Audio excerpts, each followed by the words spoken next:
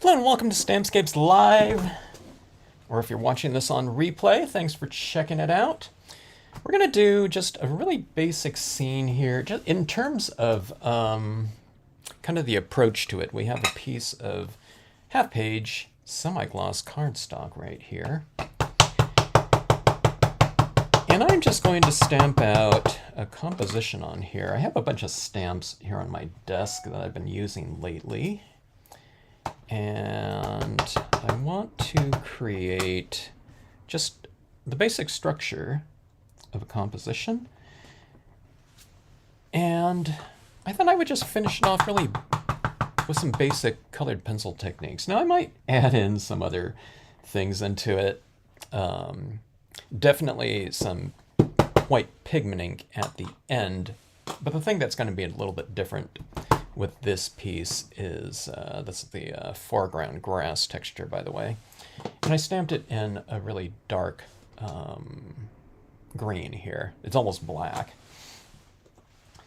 Okay, but we've been featuring so many amazing background, different techniques with the photo stamping and the pre-printed background cards by Deanna. Really fantastic pieces. So I thought I would just contrast that with kind of no skies, and one of the things about that is that you can go, it opens things up for kind of a wider application of some white pigment ink at the end, and I'll show you what I mean by that when we get to that. But I just want to lay out kind of a general structure of a scene right here. And this one's going to be a farm with a barn right here and some different trees in here.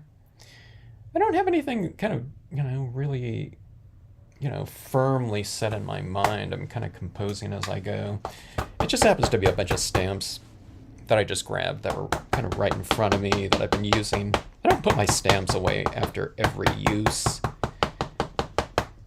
They kind of pile up on me on my desk over the course of, I don't know. I don't know if it goes on for a month, maybe.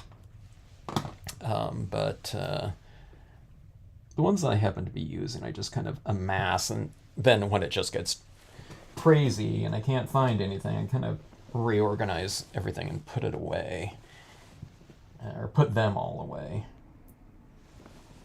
And then I just kind of start from scratch again. I mean, if it's, we have some new stamps out or something like that, I'm, featuring those in a lot of the scenes because I'm kind of discovering how they, they're to be used as well as anyone else. But anyway, I'm starting off with my kind of foundation right here, my ground structures, okay? Now, this is kind of a foundational image. It's going to be a really dominant type of focal point in the scene anytime you put structures or people or animals in it, but especially if it's kind of a larger type of element, then you put that in there. And then, and I call it some like the 4Fs of scenic stamping. It's foundation. And then you add in your filler stamps and then things like foreground, although I added that foreground down there already. But I just think it's easier to just kind of build up accordingly. All right, so let's see. Let's add in some other filler stamps. Some filler stamps can be really large. They don't have to be kind of like textural, although a lot of them are a lot of times. But let's go with this tree. I really like these bare trees because you can add whatever you want on them. They could be trees in the spring if you had kind of blossoms on them. Green leaves, they could be bare in the winter. They could be trees in autumn with autumn tones. It's really whatever you want. As I say that out loud, I'm thinking, kind of a fall type of scene might be kind of nice here. We're not in that time of season right now, but I just haven't done one of those in a while. All right, so adding these in. Everything's kind of floating right now, but that's, after you get things kind of established, that's when you add in your filler stamps and you kind of connect everything together with other types of designs, specifically common textures, okay? All right, let's see. Let's go with another one. And if you'll notice, if you haven't done any scenic stamping before, you might be kind of used to kind of containing all of your imagery all within a given space that you're working with. But with scenic stamping, when you're working with elements, you can have things running off the side of the page, and that makes perfect sense. You can, you can certainly centralize your imagery and just use it like that on a card. You're focusing only on a tree. But if you're doing like this landscaping type of composition, then you often have things running off the edge like that. Okay, you can even have this barn running off the edge of the page if you want to, because this would suggest kind of a greater whole, W-H-O-L-E, not H-O-L-E. All right, so let's see here. That was larger.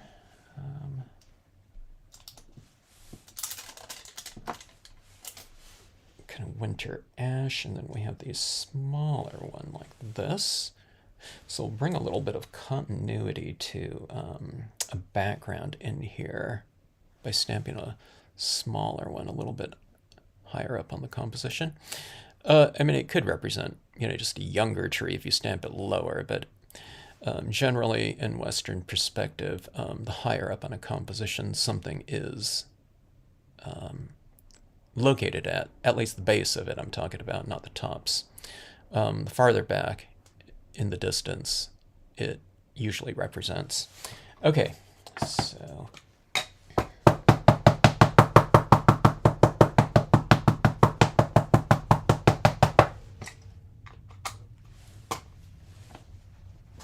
all right, so let's see here. I am just going to do a little bit of masking. I don't know if I need it because I'm not sure exactly where I'll stamp this out, but I'll go about like this. I don't need to really mask off those posts right there. I'm just going to go like this, and I think this little part of the tree would go down into that barn, so I'm stamping this little section over a paper towel, which masks off that part of the roof. And I've drawn these designs where you don't have to do a lot of kind of serious masking. You're not really having to, cut out too many like post-it notes or something like that, whatever you end up masking with. Okay, something like that. And if I wanted to, if I wanted to get another tree behind there, I would just kind of mask it off like that and put another one in the background like that. But I think let's have a little bit more open space like that in there. Because I want to use a lot of that white pigment ink at the end here. All right, so a couple trees, and those really fill in the space. Yeah, especially right here where we're working with a fairly large piece of paper in the half-page spread. And I think what I'm going to do here is I want to add in these fences here. Now, I have to decide if I want this fence in front of this clump of grass or if I want it in the back of it, okay? I think I'm going to put it in the back of this right here, so I'll show you what I do for masking when it comes to something like that. As a matter of fact, I'll just kind of tear this right here, and we'll just go for a rough mask like this, okay? I'm going to have some of it showing because I don't want that fence to, there'd be a big white space in between the fence and these grasses right here. So it's a little bit, it's like, I don't know if it's I guess it could be, this farm, but this is more like a relic in the landscape, you know what I mean? Like an abandoned farm type of scenario here.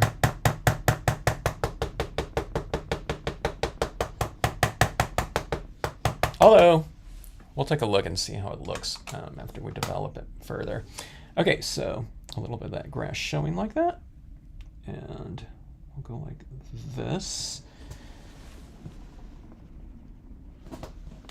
large stamps, I stand up and I give it a little bit more leverage so I don't have to press hard and get good amount of pressure over the length, top and bottom of the stamp. Like this. Okay. And then we'll put the right side fence on the other side. So what we're doing is we're creating a visual lead-in into the scene, which I always like to do. I always like to kind of draw the viewer's eye into the scene.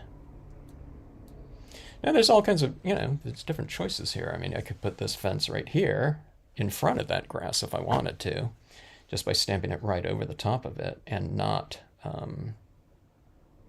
masking that off. But I have plans for this in here. I'm going to stamp some foreground grasses right in here in black as well to give a lot of depth in the foreground area here. Okay, you see how these fences work? We have the left side right here and the right side right here. They come in different sizes too for your different needs. And I'm just using, again, you can just use a partial right here. See, I'm just stamping out roughly half of this image.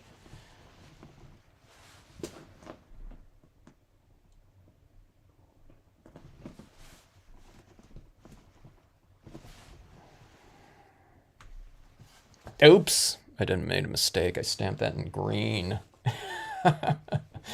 This green right here almost looks like a black pad. That's all right. Let's see. We're just going to leave it like that. Even those with a lot of experience can do those types of things, as you can see. All right. I'll just color that in with some colored pencil. That's no big deal, because we're going to be using colored pencil on here anyway.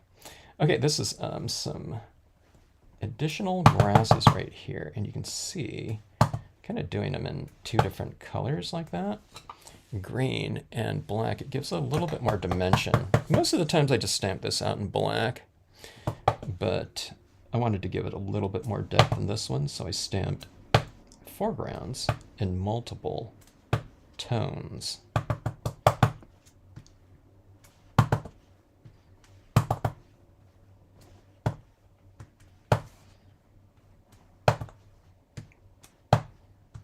So we're stamping this in repetition, building that up right there. So we have that nice kind of clustery type of depth in a really small amount of space like that. Hello, Caroline, how are you? I haven't jumped on a live in a couple days, and I thought, let's do that.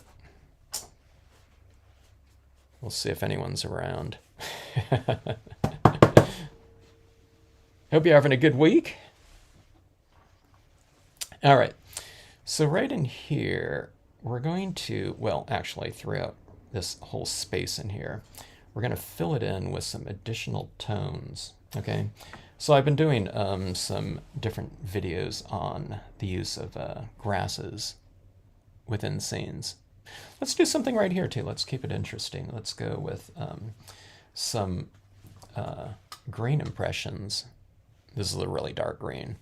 But we'll also go with some black impressions too, and get a little bit more depth. And I mean, I don't always do that. I mean, I hardly ever do, but you can. All right, so most of my pieces, like textural pieces like this, grasses, I just kind of use it as a kind of a platform for coloring. In other words, I don't depend on this impression of green to be the greens that are going to be used throughout this card here. So it's just kind of a foundation for coloring and knowing where to add kind of light and shadow and things like that. Okay, so those are some greens in there. Now let's go with the black. If you're using a super juicy pad, then just kind of wipe off the edge of this so that it doesn't stamp out kind of a with a hard shape around it. Where if it does, it's not really any big deal because you can just kind of blend that in later. But if you don't have to blend in, all the better, you know. I'm talking about like an obtrusive type of outline on there. In other words, as I'm using this, I don't want to get like a, you know, like a hard edge like around it like that, so that when I, you know, stamp another one, you can see this really hard, you know, edge in between. So you just ink it up and you just wipe off the edge like that. It's what you do on any kind of a textural image. Cloud cumulus is, in terms of Stampscape stamps, the cloud cumulus comes to mind. This one right here, you know, if you're using it with only if you're using it with like a super juicy, you know, pad or something like that, or with really thick ink, like Brilliant's pigment ink. You know, pigment inks are just a lot thicker than other types of inks, such as alcohol ink or dye-based ink. Okay. All right, so this is some rocky little pebbly textures right here. And again, we're still on kind of the filler imagery right here. So we have our foundation stamp, filler imagery, things that are going around our main stamp. And then we have our foreground right down here. What were the other F's? I think focal point, you know, we can add a little person or something like that into our scene.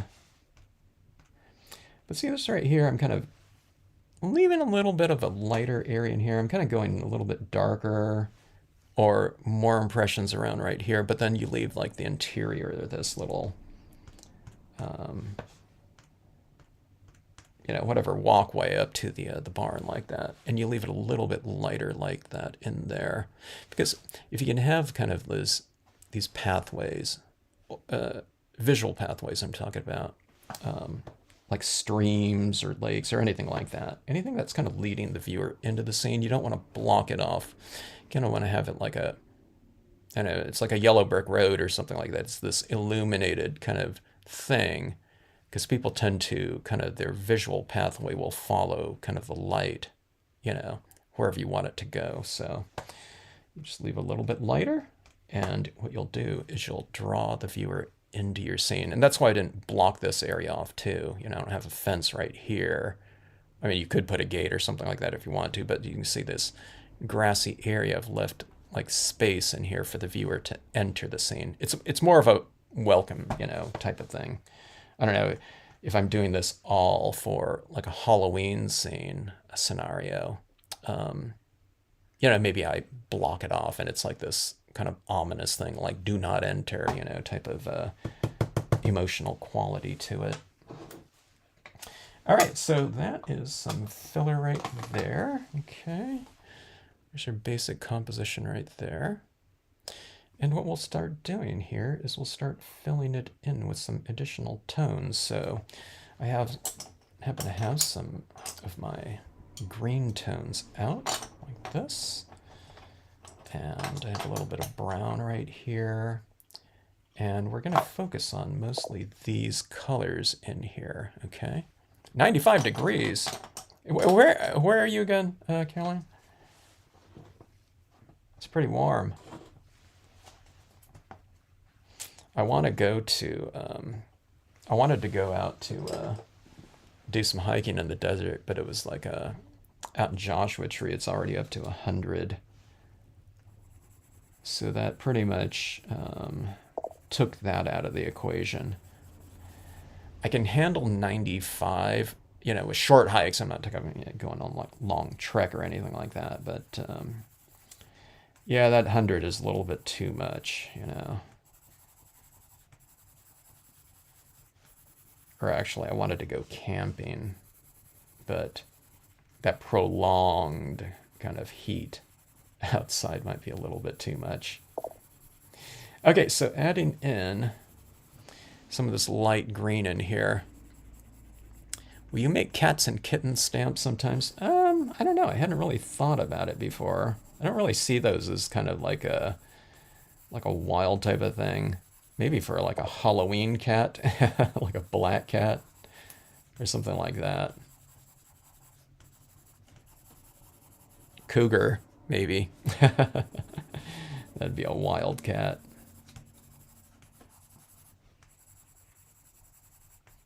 There's so many stamps out there though in that genre.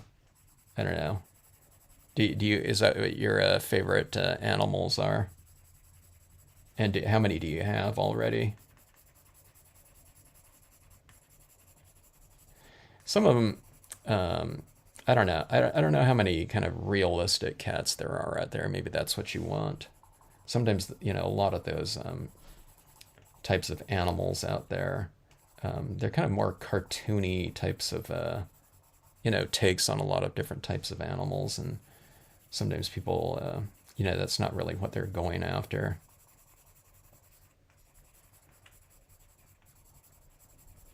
I happen to have this prairie dog stamp in the early days of the internet when you did a search on Stampscapes.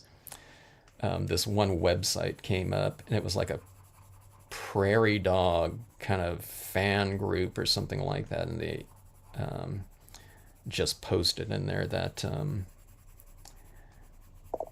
for people that wanted a rubber stamp of a prairie dog, you can go and take a look at Stampscapes, the stampscapes.com, and they said they found some other ones, but they said they liked mine because it wasn't so cartoony. All right, so we have our kind of a base here. Do you notice how I'm leaving some areas of light in here? It's 95 right there now, huh, Caroline? Wow. Is it humid too?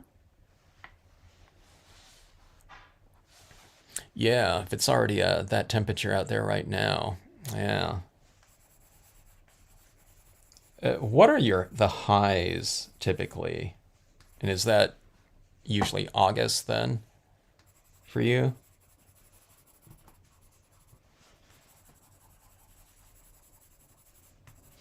All right, so just hello, Bill. How are you? How's it going? Oh, you got some rain coming in. We had a little bit of drizzle here in Southern California. Um, well, wait, was it yesterday? I think it was yesterday. We're having that June gloom type of thing, they call it, where it's kind of foggier all day. It's kind of overcast.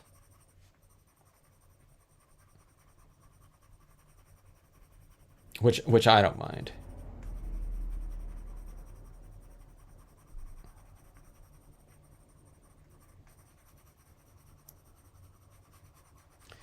All right, let's see here. I'm kind of anchoring these trees a little bit by making them a little bit darker, although not too much because I'm still on, a very light value of green here. But what I like to do is I just like to layer my colors and build them up from lighter tones, moving into those darker tones. Bill, how are you feeling today?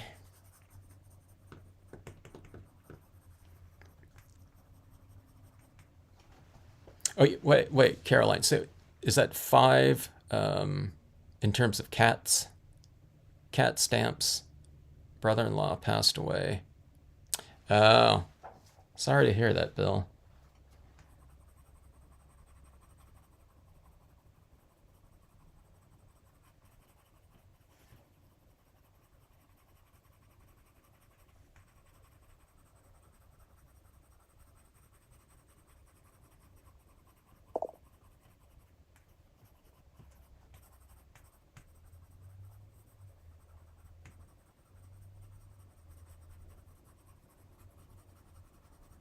So, Bill, I'm planting a lot of, I've got a lot of plants coming up right now.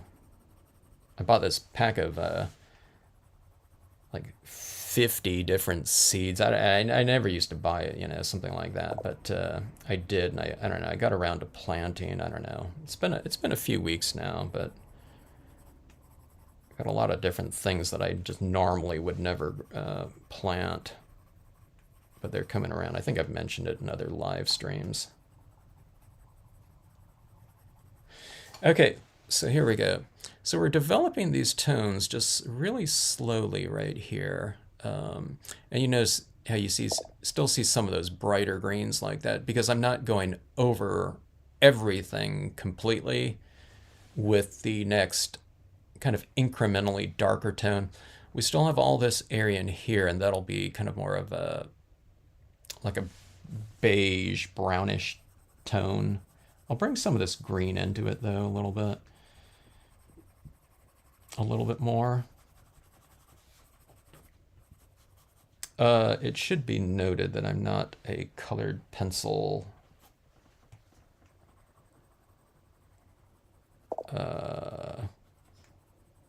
I was going to say expert. I'm not like even like an intermediate colored pencil user. I'm like a beginner colored pencil colorist or whatever user.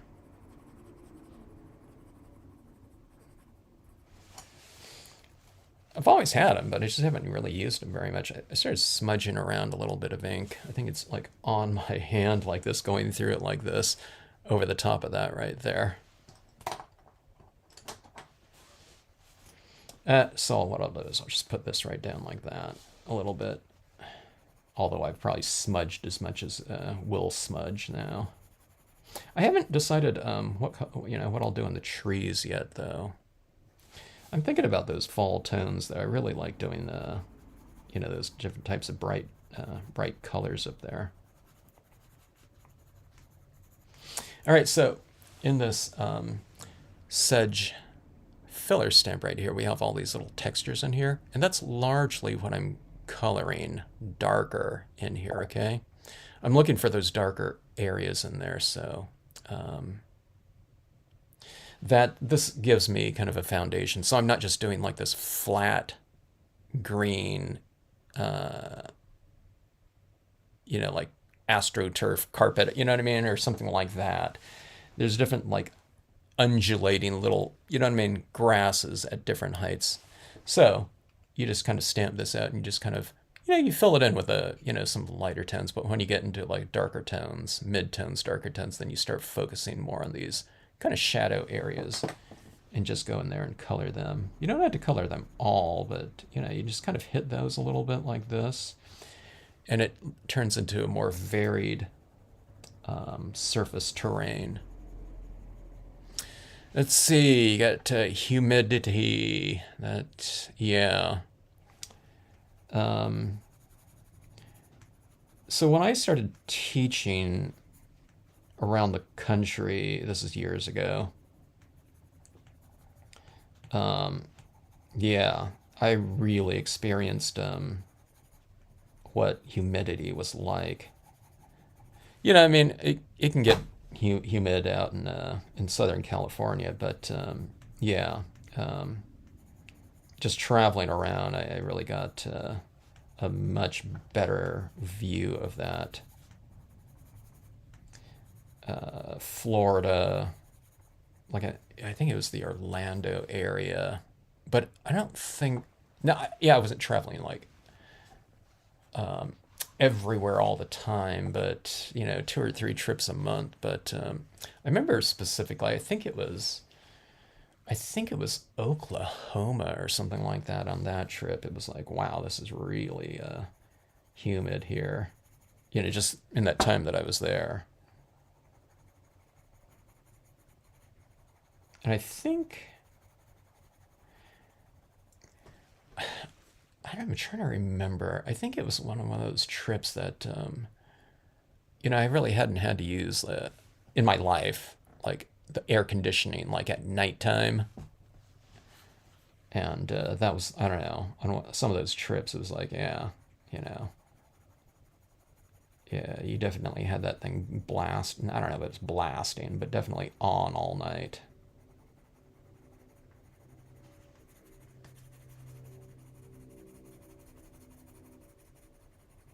Yeah, definitely uncomfortable though. Yeah, I didn't like doing that because then you wake up all kind of like dried out too. You know? Yeah. Okay. It's coming back to me as I think about it. I remember not being able to sleep, which is really bad enough because you're teaching workshops, the next day and stuff like that. And then not only that, I have a little bit of jet lag, going from west to east. So um, fun times though. All right. So filling in, it's still looking kind of anemic, because we don't have a big range of tones in here. And then I'm going to bring in some richness with the brown tones in here too. So yeah. Issues with new cancer treatment, but better than horrible. I guess that's good. Better than horrible. More fatigue. Yeah. It'd be good if you can have like just some little, couple things growing. That'd be cool. Something that's gonna really, something really easy to grow, that won't take too much time. I don't know, what would that be? There's a lot of those things, types of things, but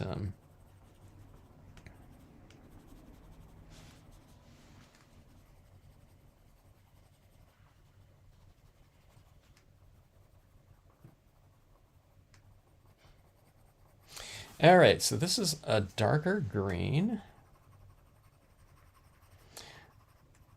right in here. So with all this kind of modulation and, changes in value, light to dark, this is what I mentioned. You can stamp out those different types of textures in here and initially with both, multiple tones, black and dark green. Maybe it adds to the richness, but you know what I mean? We do end up adding in a lot of color. I do into these areas like this anyway, so does it really matter? Not that much. Maybe if you're talking about like some little minutia, if you look in here, maybe it looks a little bit more rounded. Sometimes stamping everything out in black could look a little bit flatter looking, I don't know. It's not something that I really think about too much when I'm doing my pieces because there's other things that I kind of focus on a little bit more than that. Then, in other words, in something that's going to get buried underneath a lot of color, you know what I mean? But it's, those are those little tweaks that you can do that can be fun.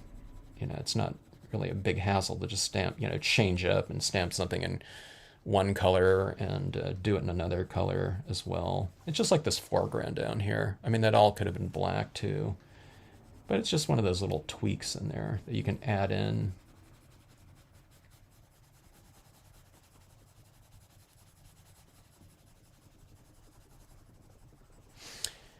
So Caroline stamped something nice and do like winter scenes right now.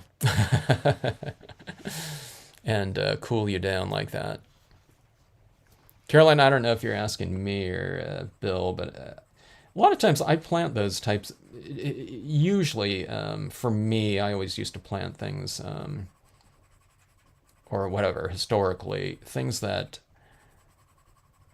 just you can't. Things that are easy to grow, and things that I just can't get in the store with in as high a quality. So, like things immediately are things like tomatoes. You know what I mean? Because they have to, they just have to pick that type of thing, too early. So they're always like tasteless to me at the store. They have the vine ripened ones these days, but yeah, those are really easy for me to grow. It's typically the Romas or like these little, I don't know, I forgot what they're called, those orange ones, those cherry ones that are super sweet.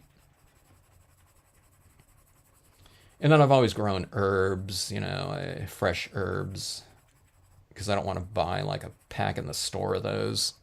They're picked. I'd rather just go outside and pick whatever I need. Okay, so this brown is kind of, I have it going in here. You have these little richer tones right in the background right in here. Now that you add it into that grassy terrain like that,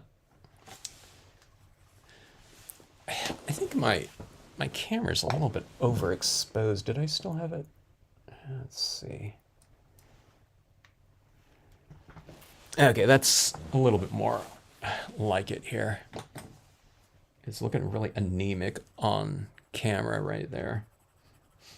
Okay, so let's do this. Let's go in and add in some additional tones like this. This is more of like a beige right here. So we'll see if we can kind of add a little bit more of a richer surface area in here. I'm doing it really, really light. But see, I'm still retaining that area of lightness in here so that, it's like the spotlit area. It's like really welcoming for the viewer to enter the scene. So when you're doing these scenes like this, the thing that I'm thinking about a lot of times in terms of my approach, it's a varied terrain. So there's lights and darks in this area, lights and darks in this area. And there's just kind of a way to get into the scene when we're looking at it. We want to pull the viewer into it. Or it's like you want to compel them to kind of like explore the scene a little bit. So, like right here, this was like a big area of light right in here. So what I'm doing, which I don't know if you can see on camera, but see, I've kind of bisected this area of light right in here. I'm just kind of coloring across here. It doesn't mean I'm going to make it really dark right throughout here, but this area was just too big of an area of light. So you just split them in half, or you trisect it right here. So I have light, dark, light, dark, light. I mean, I'm talking about darker. It's not super dark. Okay. Then you have it going in here. It's darker, lighter. You know what I mean? Just through these little tufts of grass like that. And let's get some of this tone up into the cabin right here. Now these are colored pencils, okay? So things are gonna. I'm not going for like a super deep, rich palette. We're gonna keep it more in the spirit of colored pencils and how those look. I haven't used it traditionally, like a lot. I've used colored pencils more for just kind of like specifics. Like I'll hit it with dye-based inks in the greens or something like that, and then I'll just add in a little bit more of colored pencils here and there, because you can get into really detailed areas with a colored pencil that you can't just with, other types of media, because there's a nice sharp point like this. So that's what I've typically used it for, not for like entire scenes and large, spaces. All right, so adding some of this in here. So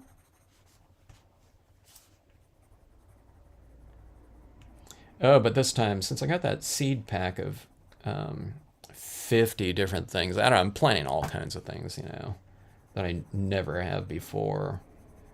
It's like beets and corn. I don't have a ton of space either, I wasn't going to do the stuff like corn, but I thought, what the heck? Let's have some fun,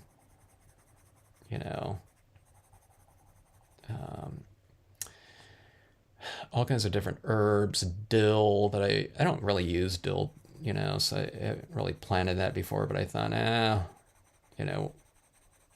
I had like, I don't know, like out of that 50 assorted pack of seeds, I wasn't using like 30 of them. So I thought, let's get them planted and, just have some fun with it. Even though I might not even use it or eat it or something like that, it might be fun to just kind of grow it.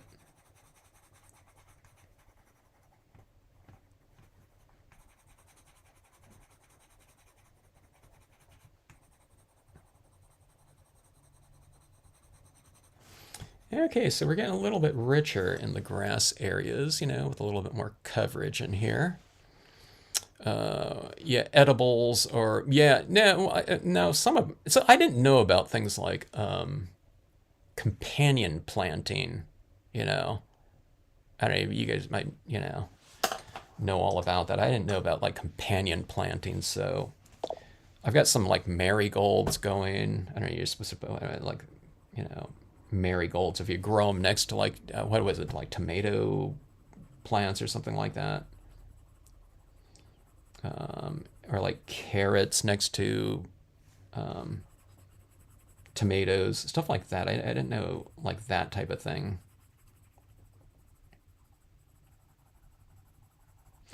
So we have those. I got the cucumbers, which I've grown before, but probably not these, specific varieties. What else? I'm trying to think of this. There's lemon something. I forgot what it was. It's like this herb that people make teas out of. It's not lemon verbena. It's lemon. God, I can't remember the name of it. I had those coming up in this little planter, but I realized, oh my God, the slugs got to it. So I'm going to have to replant those seeds.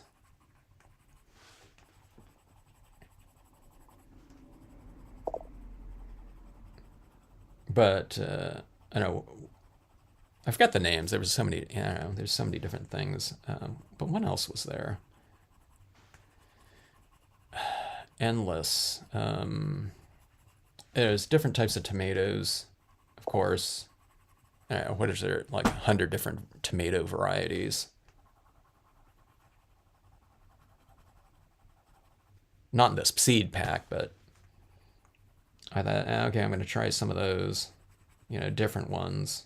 I usually just go for Romas, and just keep it simple because we use those a lot. Lucium Hawkins, how are you?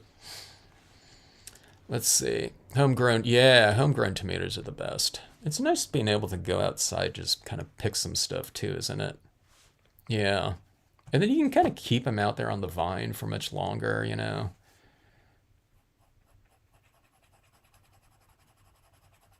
But it's really nice going out there. Parsley, I use that quite a bit. And I haven't planted it in years, but I used to use marjoram all the time.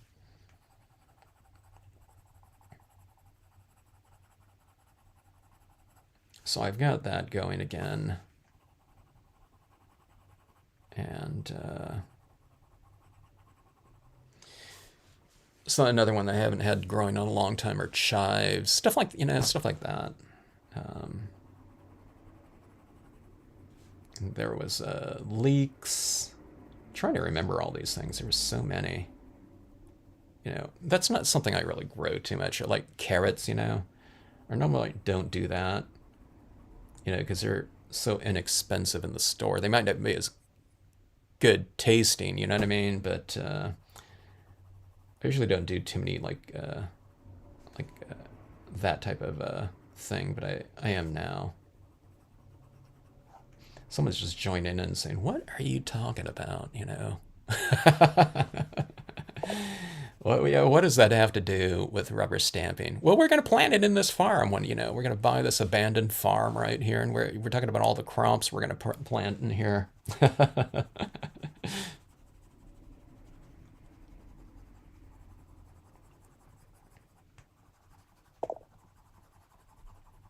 I think that little orange cherry tomato is something gold. I forgot. Those ones are the best though. So prolific. Romas, Romas in Southern California, I can practically on some of my vines, and some of them are, I don't know, in the weather we have around here, practically like perennial, and they always come up volunteer too, because we don't eat them all. And you got tomatoes falling, on the ground. Those come up all the time. So I got these really good, I don't know, whatever strain of it or whatever, because they're just coming up volunteer. I really don't even need to plant them most of the time.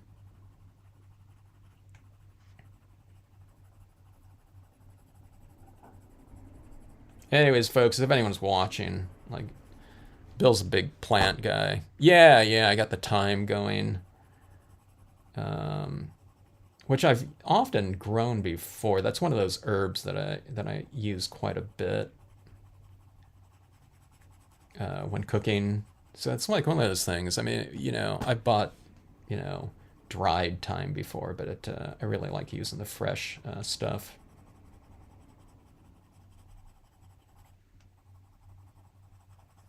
Bill, but you still have your succulents, right? Lemon balm. Yeah, yeah, Sandy. Thank you. Yeah, that's exactly what I had growing, but the slugs got them. Not that lemon balm. The seeds that I planted on that one. Yeah, not everything came up. Well, maybe I just didn't see it because I realized the slugs were back. Anyone have gardens? Doesn't that drive you nuts when you get the pests, going at it? Yeah.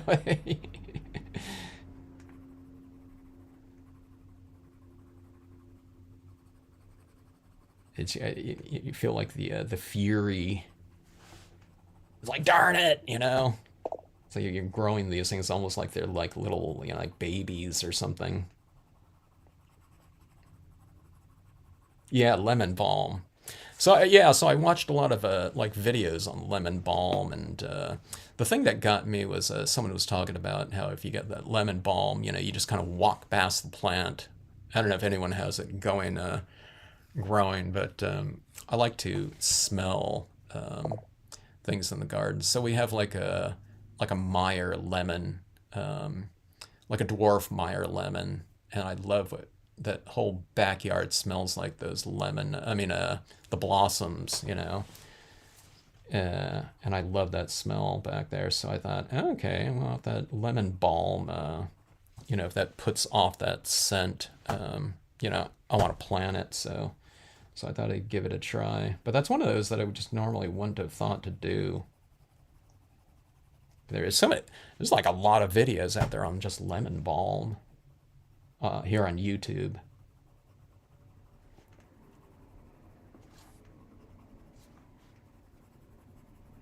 Okay, so just kind of modeling this right here.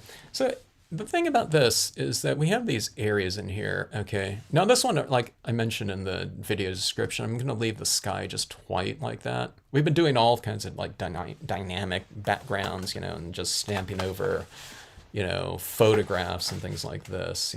This one was a lot of fun.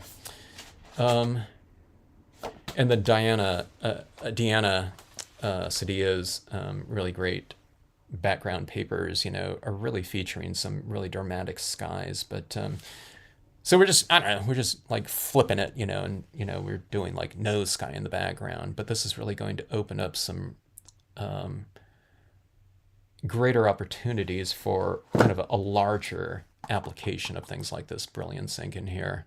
Okay, because there's so much like white light in the scene, so that's what this is going to be. I really haven't just done like colored pencils before, like I said too. So I thought, let's give it a try here. Let's see what this is going to look like. A lot of times in my skies, I have a little bit of a tone, at least on the perimeter, like this. Like little vignette, even if it's kind of nothing up there. Okay, so what I'm getting at here is we have basically three different areas of this card. Okay, there's the grassy area, and I'm just going to include this in here, okay? Like the grassy area is right in here.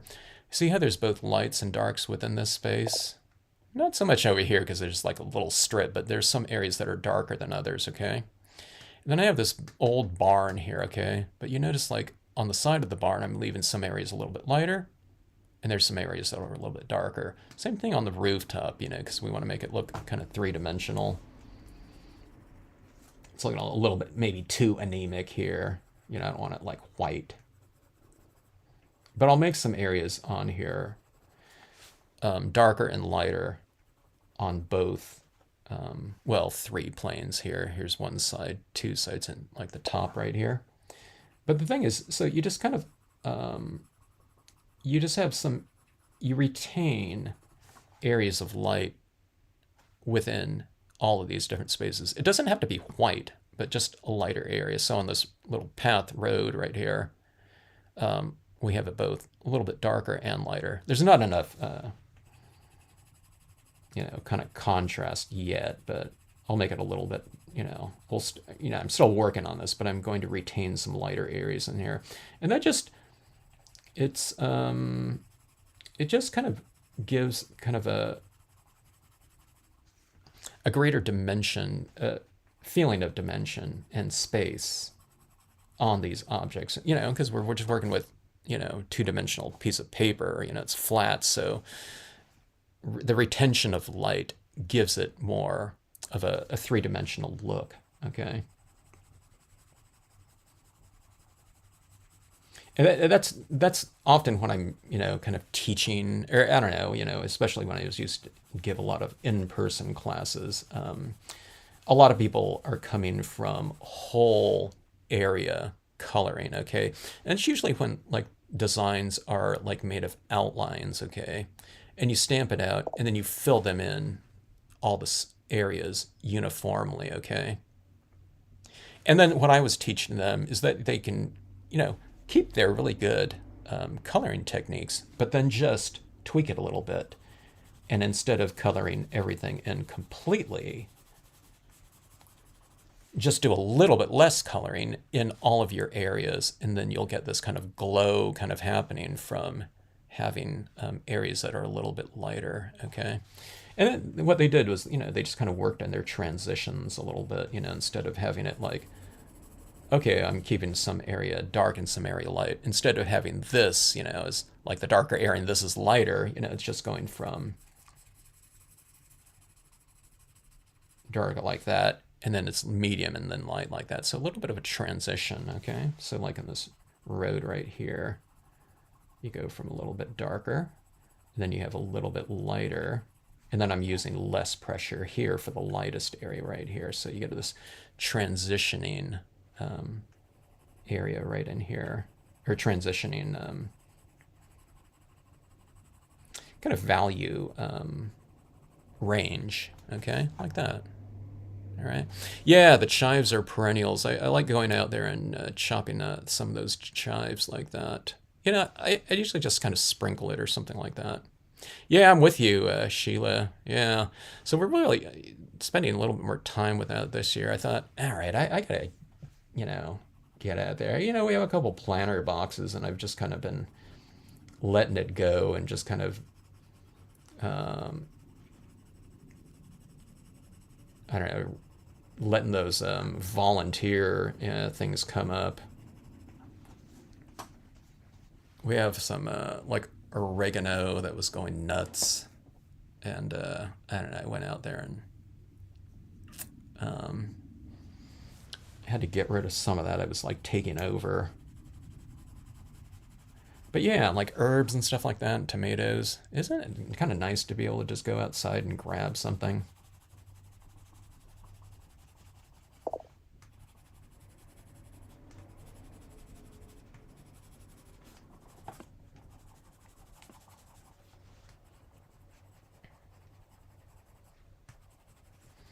So chives, I don't know. We have some garlic going to, I don't know, what else? Great. Oh, the hydroponics. Yeah, yeah. I gotta learn about those hydroponics too. I was thinking about it. I've watched some videos in the past, hydroponics. I mean, out here we have great weather, but it'd be kind of cool to, to have some of that kind of technique going. I love watching those videos where they have these. There's some, I don't know, there's some channel where I was watching this, not lately, but I don't know, over the years, it's like they have this like hydroponic garden. And I think they were using like planting in like plastic bottles or something like that, recycled bottles, water bottles or something. And they have this um, like a it's like a raised, I don't know, like water pond or something like that. But then they have like fish in there.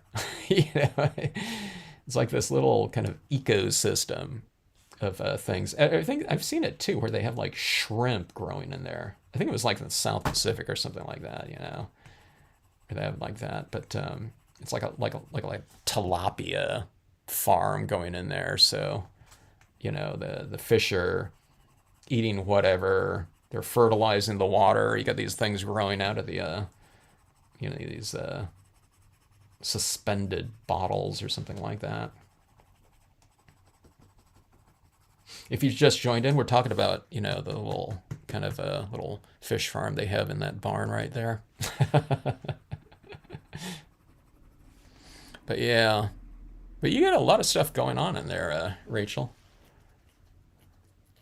Cacti, succulents. You got, yeah, okay. You still have those going on. Yeah, that's cool. Well, you were asking me about those, but then you found some place to pick up a bunch of those things, huh? Geranium inside, just keep it in there. Wax begonia in and out. Oh yeah, yeah. So another thing that I planted was nasturtiums. I don't know. Do you guys know what those are? It has those green leaves. My friend always had those growing when we were growing up. I don't know if those are like he had them. I don't know what they're native of, but he was from Hawaii, so his mom liked having those around. But kind of later on, I found out, oh, you can eat those nasturtium flowers. They're kind of like a peppery taste to it. So I planted some of those because they came in that that gigantic seed pack. So I want to eat those like nasturtium flowers and things like salads. They look really cool too, flowers and you can garnish with that.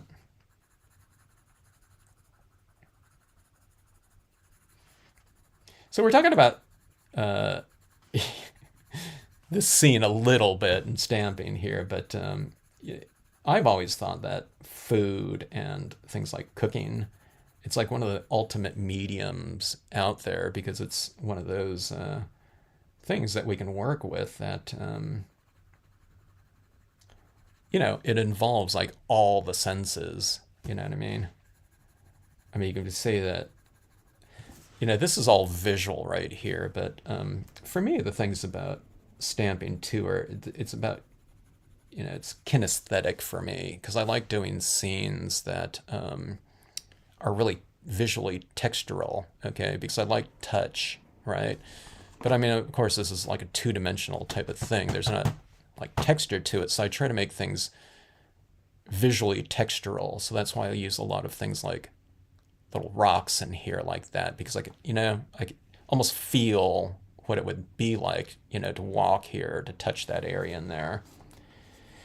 And then when I add in things like the white pigment ink at the end, it's like if you come across a lake and there's like a veil of mist over it or something like that, you can feel that, or like in a sunset when everything, all the sediment in the air turns like golden or different colors. You can see it more than like high noon. You know what I mean? Dust in the air, whatever.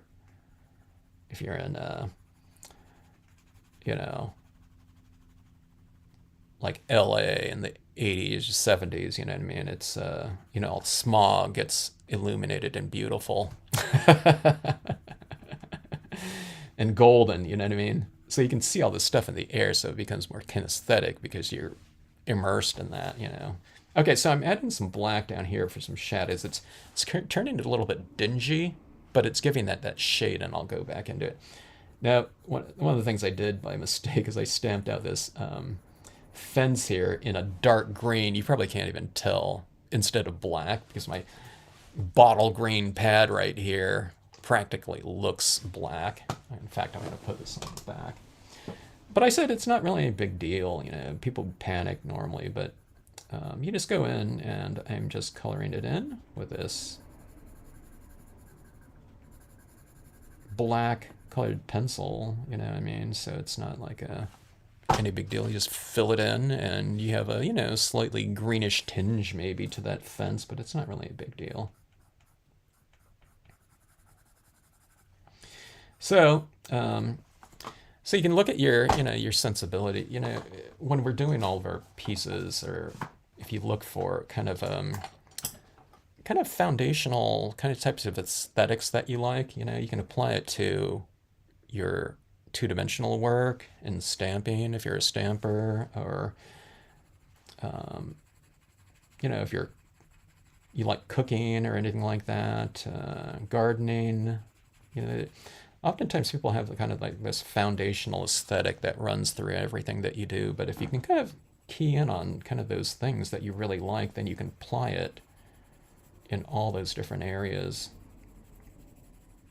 So for me, when I'm doing things like cooking, you know what I mean? I like to, make my food, not all the time, you know what I mean? Practical too, there's time, but, I like to do things like garnish, I like to take those little herbs and sprinkle it because I like to, you know what I mean? If, a little thing of fresh parsley or something like that kind of makes something look nicer, then it's maybe a little bit more appetizing. Plus it has those flavors in it. I like doing that. I like to add in salads. I like a little bit more texture, so I add in things like sunflower seeds into it, you know, because I'm like kinesthetic.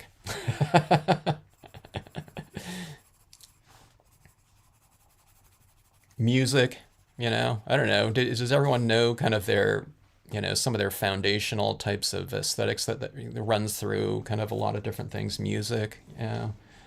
So, for example, with music for me, I like range in my scenes. I like darks and lights and soft and hard. You know what I mean? So I have like a wide range of like musical tastes. You know that I can kind of dip into depending on how I'm feeling.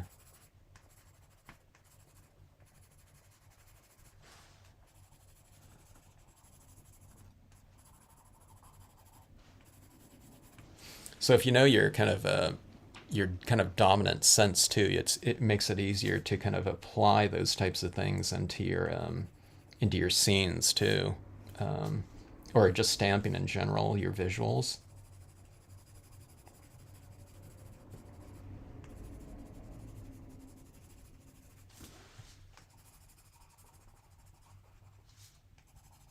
So if you're someone that your dominant sense is like taste, you could say, okay, I'm going to use kind of a lime green right here, and I'm coloring my barn. It's kind of like chocolate brown.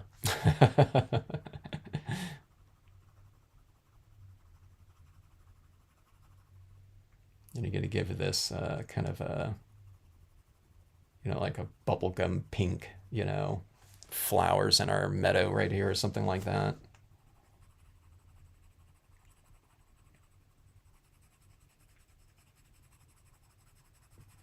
All right, so anyways, just kind of filling in. It's getting a little bit richer here. It's kind of like layered in here a little bit more. And if you notice, I've never kind of taken it like, vast, sweeping, kind of changes, happening fast. It's like this brown right here. It's like I'm using like a really light version of it, throughout here. So it's just kind of building up kind of nice and gradually. I do have a lot of respect for, those types of methodologies that are much more kind of spontaneous and fast and permanent, like watercolor work. People that do like these washes and things like that, I think that looks really cool, but I'm just not, practiced at that, for these big kind of gestural kind of movements.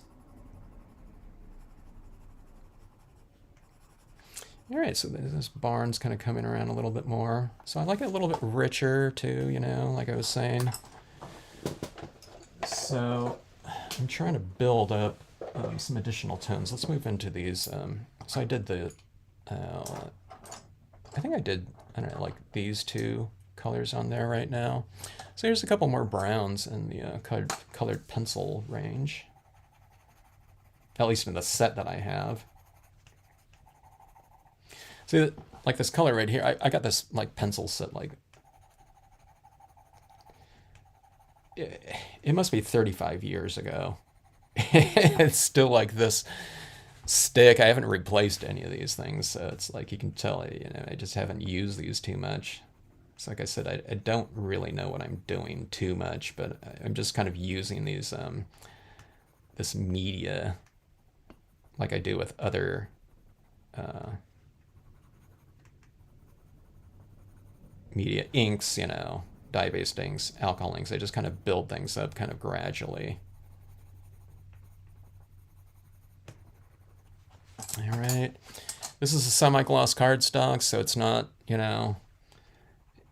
this paper isn't too textural, so I already have a lot of browns in there, so I'm going on it with this, and I'm finding that it's not transferring too easily because I'm kind of built up all that waxy coating on there. Where if this paper was a little bit more kind of textured, I can probably get a little bit of a thicker application on there, but at this point in time, I'm kind of coloring into other wax. So I think that's like that Barnes had it. Now I could try to go on there with some alcohol inks or something like that. Maybe that would apply, but as far as the colored pencil goes, I think I've maxed out right there. Sometimes if your other colors of colored pencil that you're applying on the tops of other ones, if that color happens to be a little bit softer, you can apply it. I guess this is going on right here pretty good. I'm just gonna add a little bit of shadow to that tree underneath it. This area is really built up. I don't think anything's applying.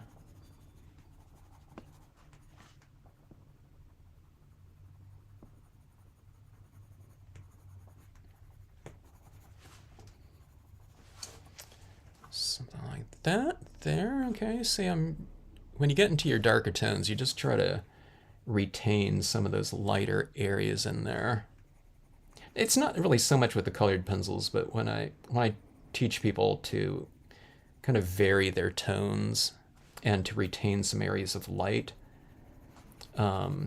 within their pieces, they always have an easy time going like the mid-tones to the lighter tones, but sometimes when they get into the dark tones, that's when they filled it all up again, you know what I mean? It's not so much with the colored pencils, though, it's with the dye-based inks. Because they get, into the flow of it, they can tell the application rate that they're doing it on, doing it with, applying, inks into their scenes.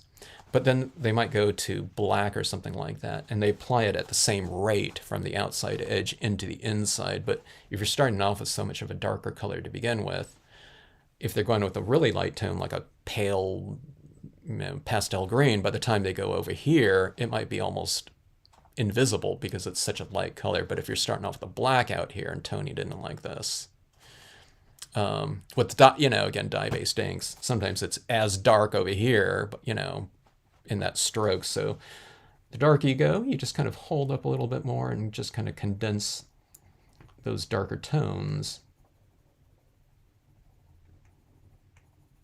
in like smaller areas like that. And then you'll still retain all of your light areas. In other words, don't go like this, you know what I mean? Like I was doing with, some of those lighter tones.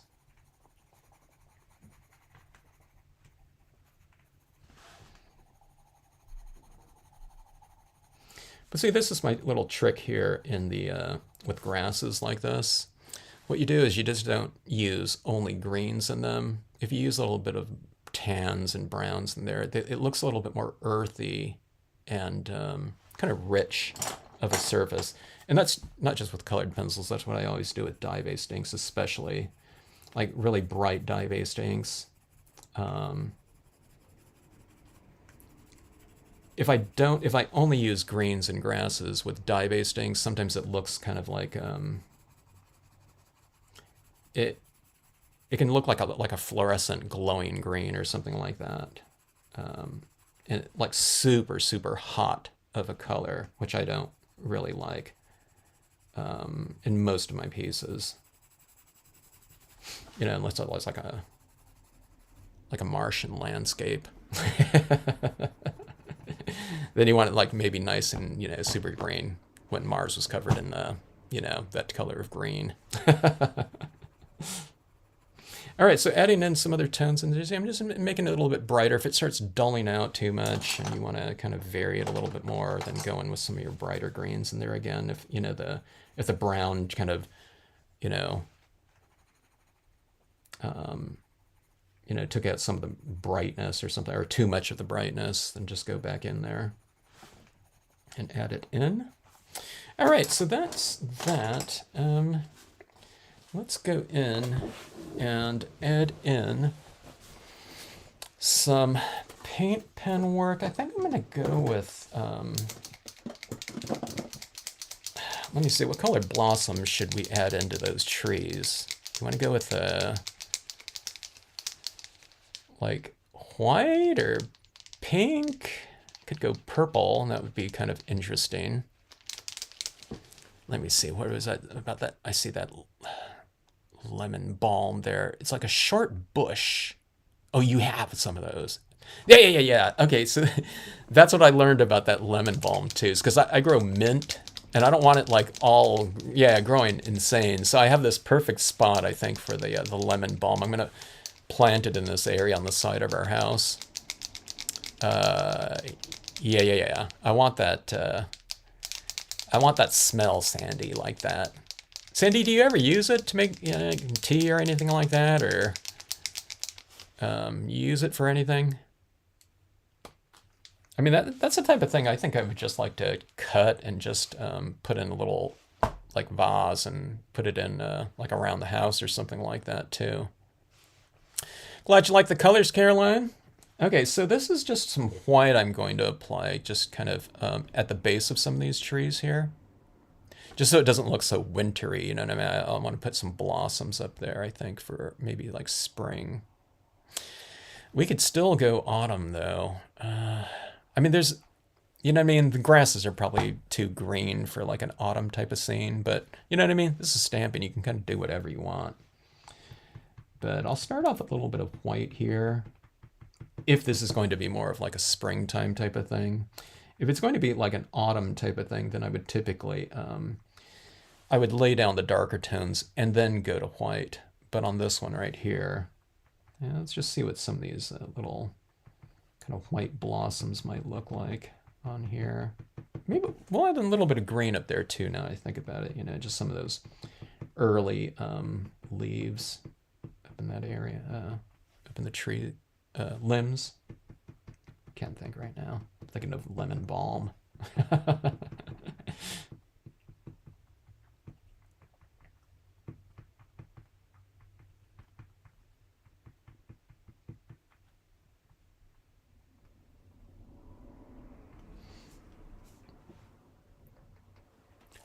All right, so see that right there? It's kind of, the white is just kind of broken up, some of those branches in there, so it gives the illusion of like foliage growing on there.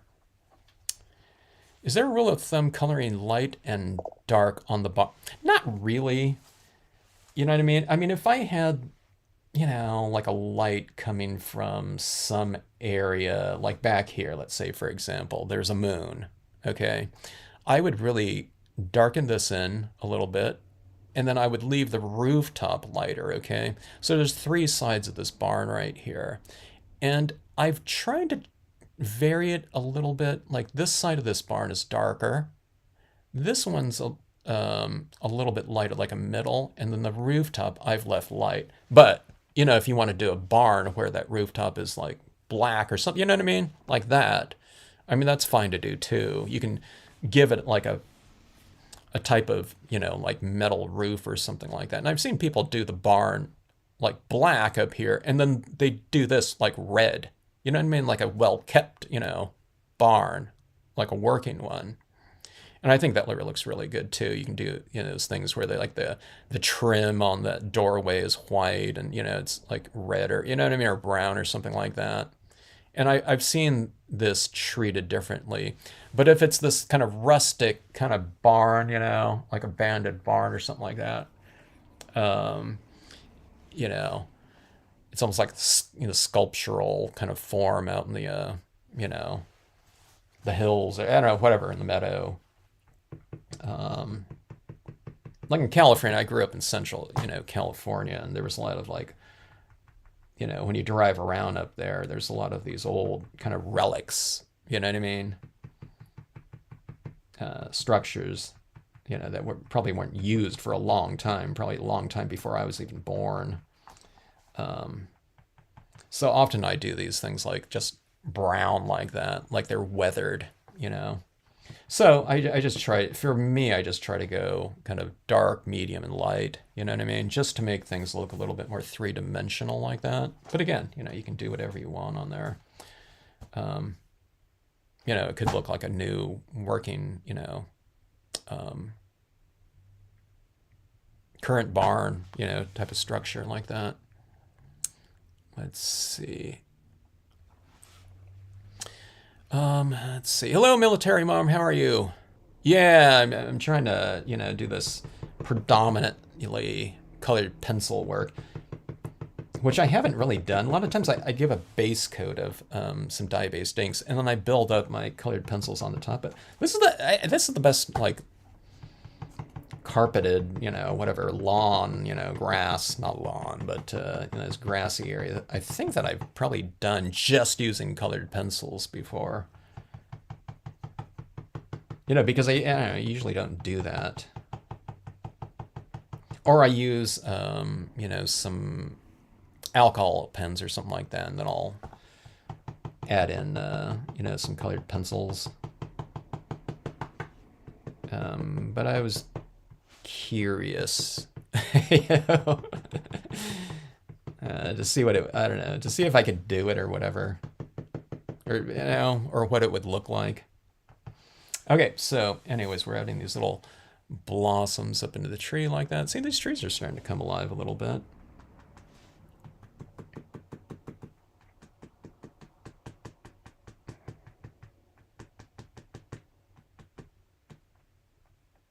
Yeah, when I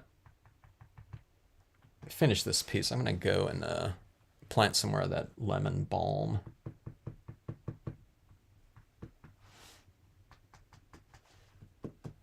I don't know, I guess slugs love it, though, because they didn't get at a lot of other things. They were just going for the lemon balm, it seemed. Okay, so that was white up there, okay. Now I'm going to add some of that down here as well. Like some of the blossoms have fallen, like underneath these trees, and I think that'll look really cool. But I think I want to vary this a little bit more in here, so we'll go with some green and white for this area down below. Oh, you know what I forgot? So sometimes when you have this kind of area like this in here that's just white, sometimes if you add in like a little bit of a kind of a really bright, light bluish tinge, okay, it gives things a more full look. Okay, so I'm just going to really, really lightly. Like white can often look too sterile, so if you just kind of put like a little bit of this white, like even on this rooftop up here, okay? I don't know if you can see it right there. It has a little bit of it. Now, see, I didn't add it down here. I'll just go right up here. I don't think it looks like, oh my, there's like a puddle of water there, or something like that. But see that little bluish tinge?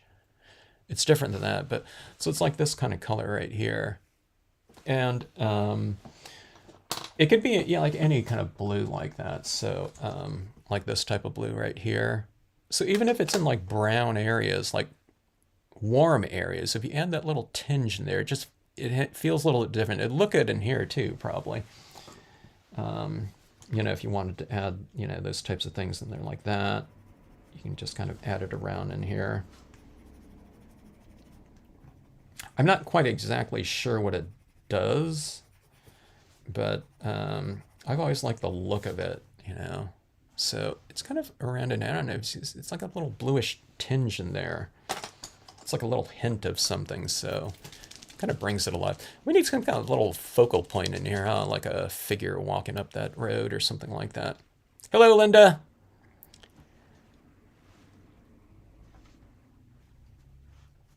Hubby broke the computer. Oh my gosh. Yeah, my computer, I was working on my computer all last week, and it didn't fix it.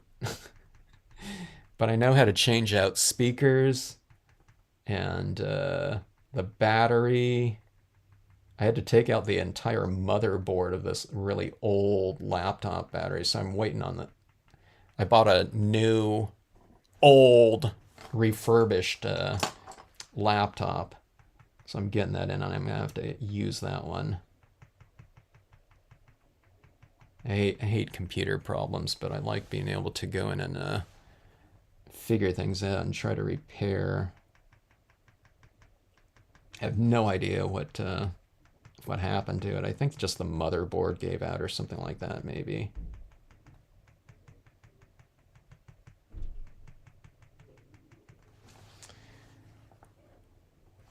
Okay. All right. Good to see you, Linda. I know you're busy, though. You can check out my colored pencil work in here. Adding in, so I'm adding these little illuminated dots or whatever on the tops of those tufts of grass. Okay, so the darker area I darkened in, but then I go in right underneath it and then into the little bit of darker area, and then I add in a little bit of highlight like that. All right. I don't know what this would look like. Let me see if I can do something here with this.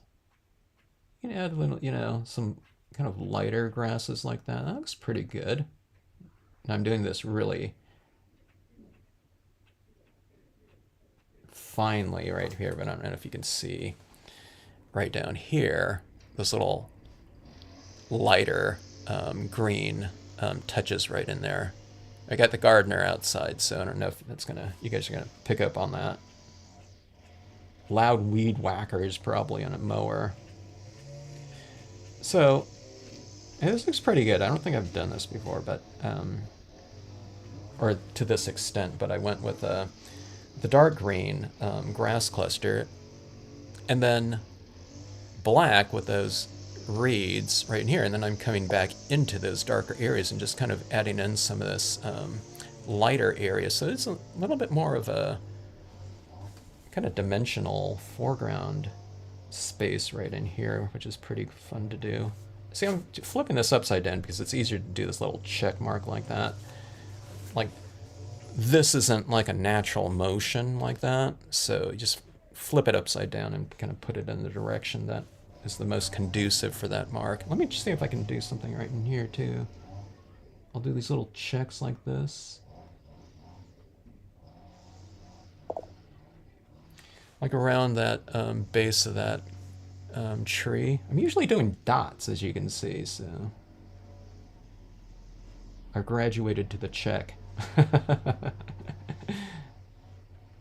looks pretty good. I'll have to remember this.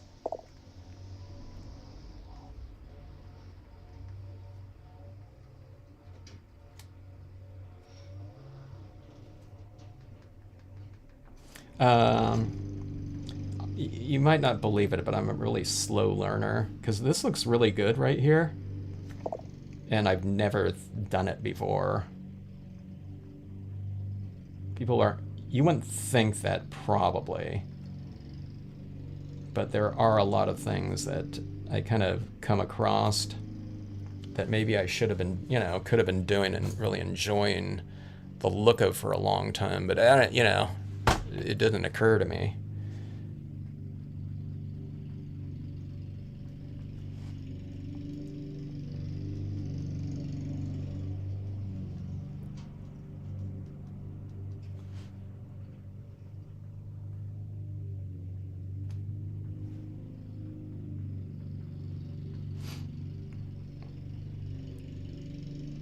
All right, so nice little grassy kind of terrain, I don't know, whatever little textures in there.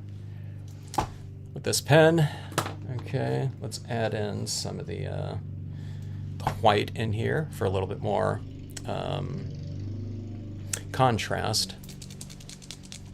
Sandy puts in her tea. You crush the leaves, let me see right here, and put in my, I haven't tried any other uses. Yeah, it was only the teas that I noticed with that. I don't get slugs, might be weather conditions. Yeah, I had to lay down. I don't like laying down any of those slug pellets, but I had to.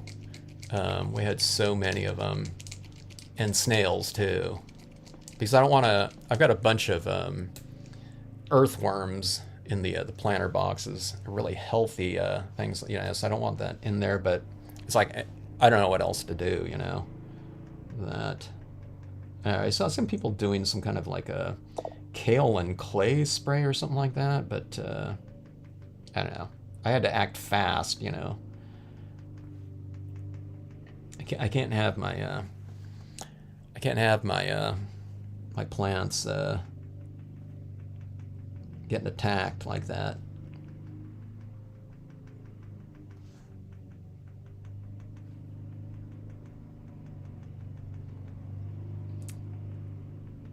It's maddening. Okay, so see this kind of grassy area? It's coming alive, right? With these little dots like this. It's kind of putting that little shimmer into that area.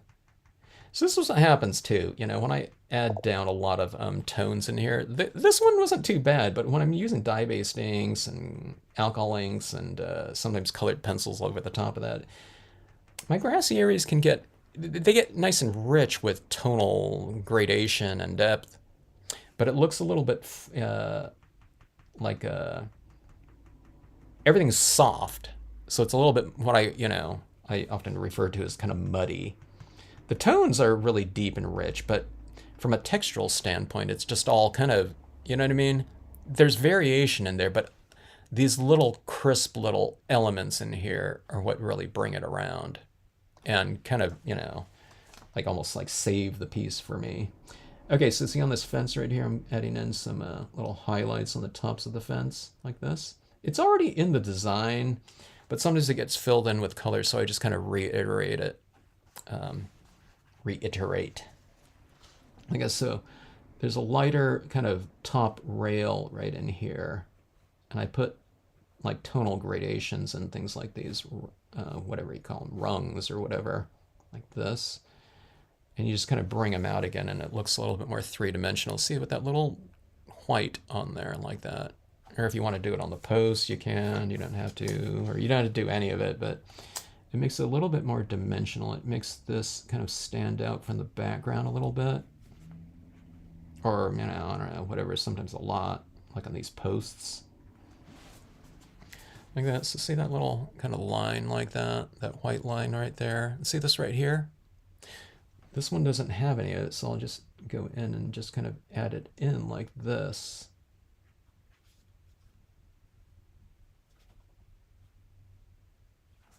I don't know. Some of these lines, I mean, you're looking at this from a distance. I wasn't like exactly on the post. So some of it's like I was off a little bit. You know what I mean? I don't worry about things like that. Like, oh my God, I did that line off the post, I do too, Okay, so I'm going to add some of this shimmer into my road. Some of this lighting, it makes it a little bit more of like an inviting walkway. If you're walking up this kind of like little path that has a little kind of reflective light on it, it can be fun. You kind of, you want to draw the, person into the scene. You want to make them kind of want to go into it, like that. So if it looks like this little magical little, whatever foundation that gets people to go up there, like, into your trap. All right, let's try some of these little pink little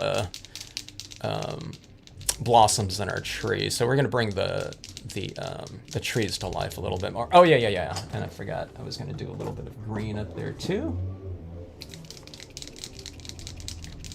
Darlene, this is the semi-gloss paper.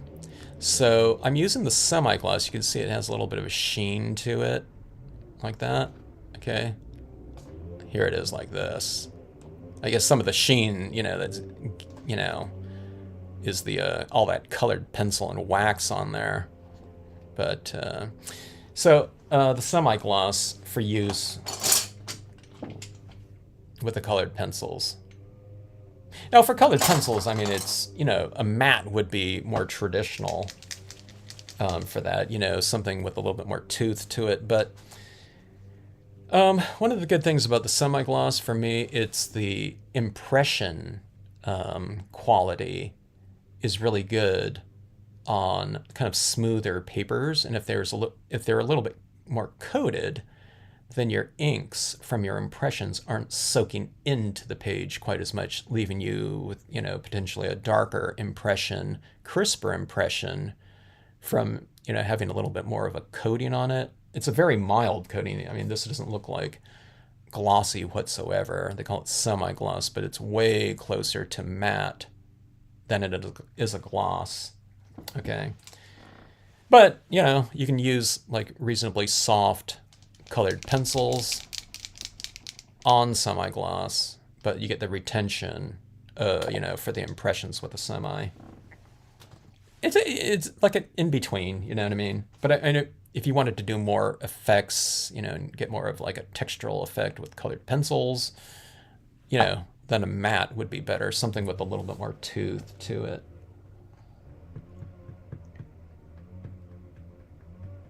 I didn't use semi-gloss through the years, but I really started liking the use of colored pencils in my pieces. Not all colored pencils. It was like, little embellishments here and there. So I really like the semi-gloss for that. So I started using semi-gloss a lot more. And then also one of the other types of benefits of semi-gloss is that it seems to be more readily available around the world than glossy cardstock. Because glossy cardstock's not something that, paper mills are really selling to the public. It's a printing paper. So, like printers are using it to print book covers and posters and business cards, but it's not someone outside of card makers and crafters and whatever scrapbookers, stampers are using. No one uses glossy cardstock, on a regular basis, so you don't see it often sold, to the public, and especially other countries. And I mean, barely, I went there. I don't think there's like 5 like online sellers for it, like in the U.S. either. So, okay, I'm trying to get this one going here. I can't hear. I almost never use this dark green like this. I can't hear that little ball kind of rattling around in there. That shaker ball. Okay, so a little bit more a darker green. So I added in some lighter green in there. And now I'm adding in a few leaves of the darker green. I just kind of want some of those little early kind of leaves on here. And then also what that's doing is it's bringing some of that color from up here up into here like that. All right, let's try the pink on here.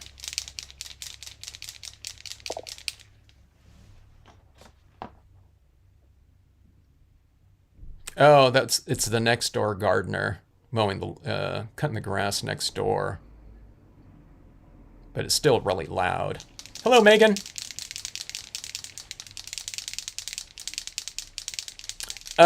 I haven't used colored pencils to this extent before. I don't think. I usually don't like, you know what I mean? This is a big area in here for colored pencils, especially if I'm going for like multiple tones. So, I don't know. Like I said, I'm dipping into this, like, I don't know, whatever, 35-year-old colored pencil set, where a lot of these are still, not used very much. I've used my colored pencils more of this last year than I have in all years combined of having them.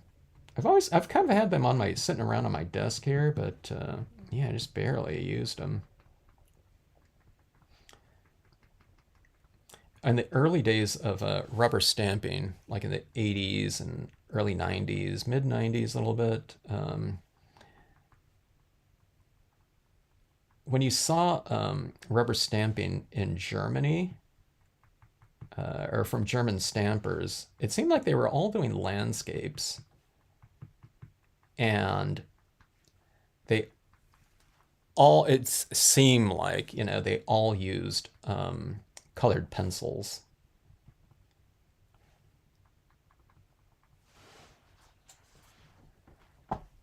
Maybe, I don't know.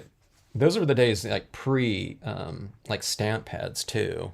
And the pens that we were using out here were typically Marvy pens, Tombos, and La Plume. So maybe those types of watercolor markers weren't out there at the time or something like that. Or I don't know, maybe there was just more of a tradition of like colored pencils used in crafting or something like that. Because that was like really early on in rubber stamping, just anywhere, but especially when you went kind of international.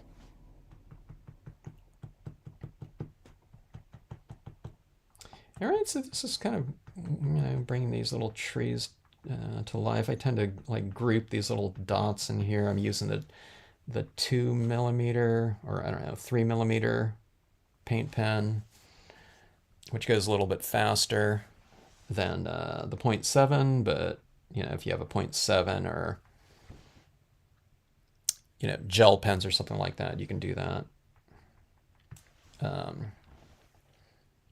It would just go a little bit slower. It'd still look really good though. Okay, so I'm going to put some of these little blossoms underneath my trees right down in here, and it's kind of a good way to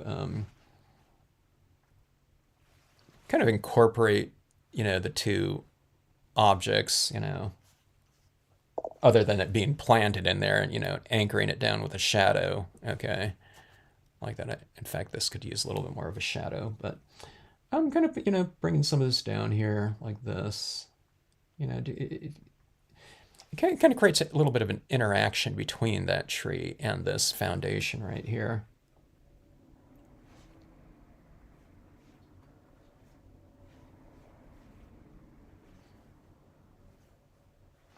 All right, I think that's all I'll go right there. So I don't know if you guys can see that pink on your screens. Hopefully you can a little bit. But again, it brings kind of a stronger relationship between those two objects. Let's see, we need a little bit more here.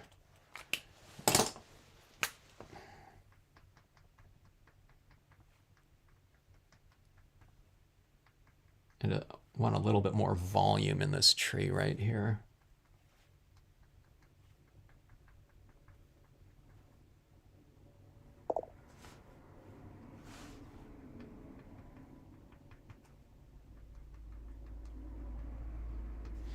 All right, something like that. Maybe that's too much of a cluster, that green right there. So you just go to your white, right? I should wait till that dries. I'm not going to, but let's see. Maybe I will wait till it dries. I'm trying to put a white dot over the top of it. I think the green's like so juicy because I never use it. Let me see the pink right here. Okay, I might be drying that right there. I can't put a dot over it because that green is just so wet.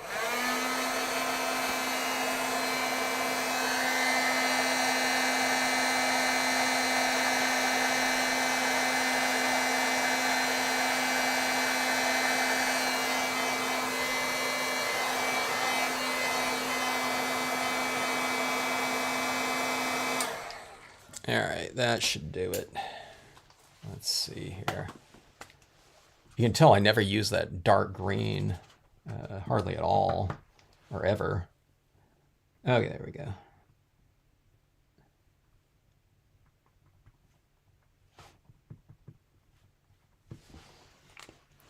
Okay, and how about a little pink? There we go.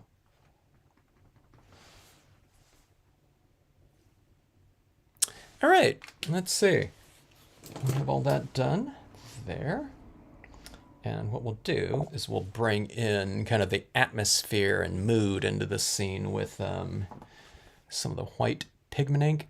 Okay, now this is where, I mean, this is a big scene to do this with.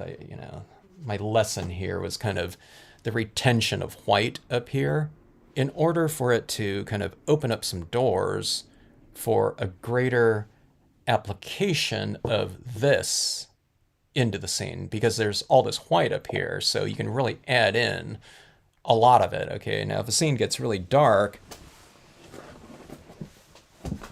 like for example the one that I did last night where I'm just starting off with a photograph, like all this area down here is a dark blue, so see this little tinge of this little white application of pigment ink is in there, but it's really kind of sparingly used, because if I add too much of it, it's going to stand out like a big blob of white in there, okay?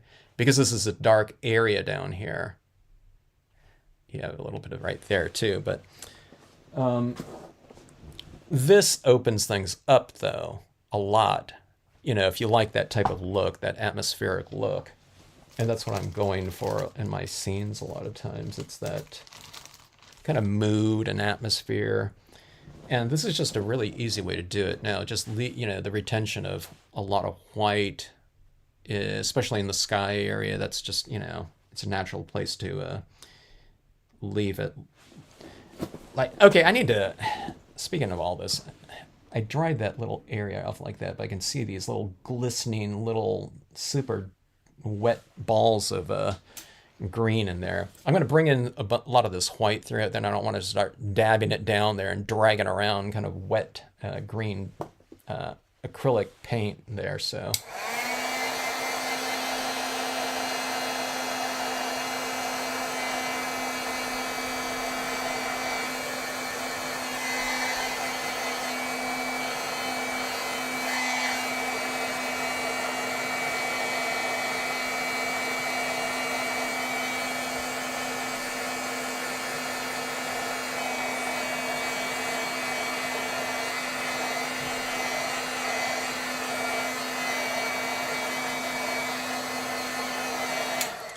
it's generally not my preference to heat set wet media too much, because maybe it doesn't matter with the acrylic paint, but if I'm doing that with dye-based inks a little bit too much, I have a feeling that sometimes I wonder if it kind of makes the inks fade a little bit more.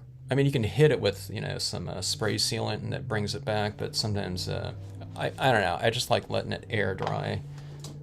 But I don't know. I guess on the acrylic paint and colored pencils is not doing a thing to it, so no big deal.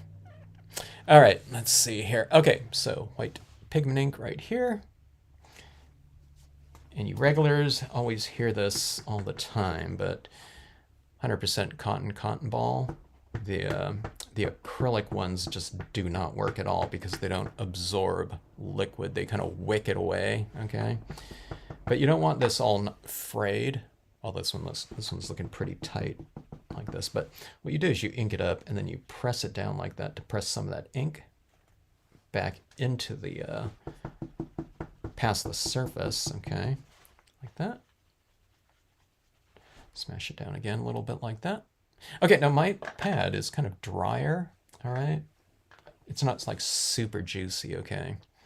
So a lot of ours are, so what you want to do is you might want to blot it off a little bit to get the feel of how much you're applying, all right? So I always start off kind of in a lighter area. Some of this is still a little bit wet up there, so I'm gonna start it off using it like in this area right in here. Okay, so you can see how crisp our imagery is right in here. It's a little bit softer right in here with the use of the blended colored pencils and things like that, but let's start this down here. I'll do one of these fences and you can just see kind of the different look you can give to like even a stamped impression. You can see this little mist right in here. So doesn't it look like that fence is like turning? They call it turning in space. So this is a two-dimensional, impression, of course, but it looks a little bit more dimensional. So it looks like it's turning, and being illuminated more just by putting a little bit of ink on it like that. So I'm putting it on the object right next to the illuminated area. So I'm just starting it in a lighter area and I work it into the darker area or object next to it. You can do little things too, like you can have it a little bit down below. You can have some and have it crisp up top. I mean, I could go all the way up top like that, you know what I mean? But again, remember how this is varied? You have lighter area of the road, darker area of the road, lighter areas of the grass, darker areas of the grass, lighter areas of the barn, and darker areas, okay?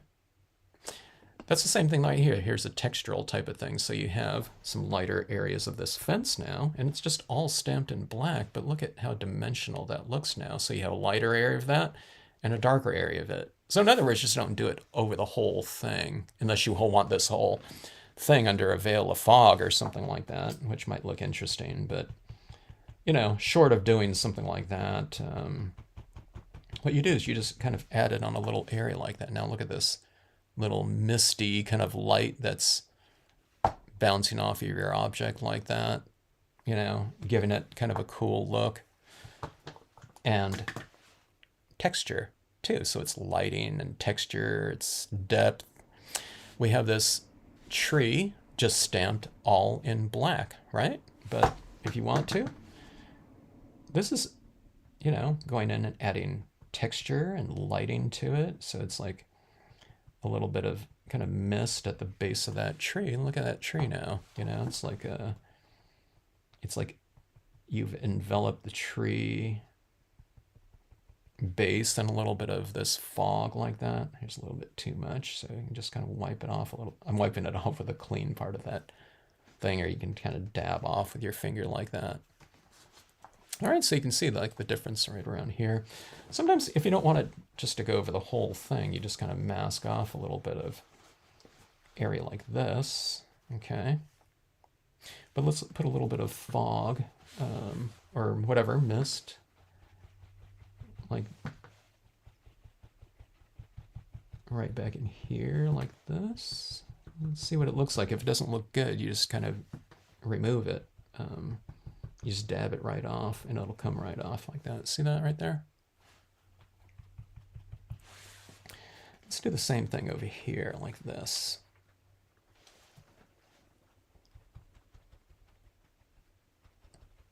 It's kind of like you're dabbing it in like an area and then you're kind of moving it. Okay, so it's like dabbing like this to build it up and then you're moving it over, okay? Just kind of blending it out like that.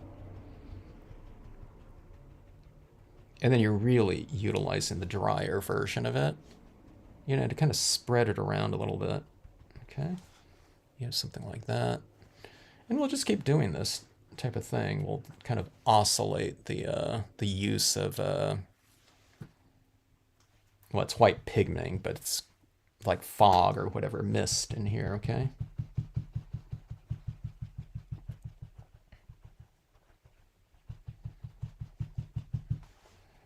So like that, you know, so you have this kind of varied kind of, you know, some of it's crisper looking, some of it's a little bit softer looking. So we have our barn right up in here, and you see that kind of that opening right in there where it's darker on the inside of that barn like that.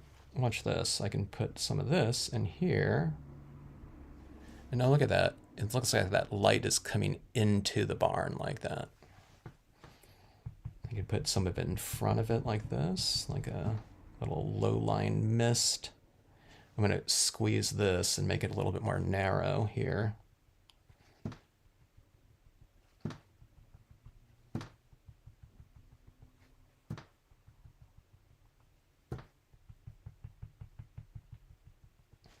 Something like that. And we can put it right over here too.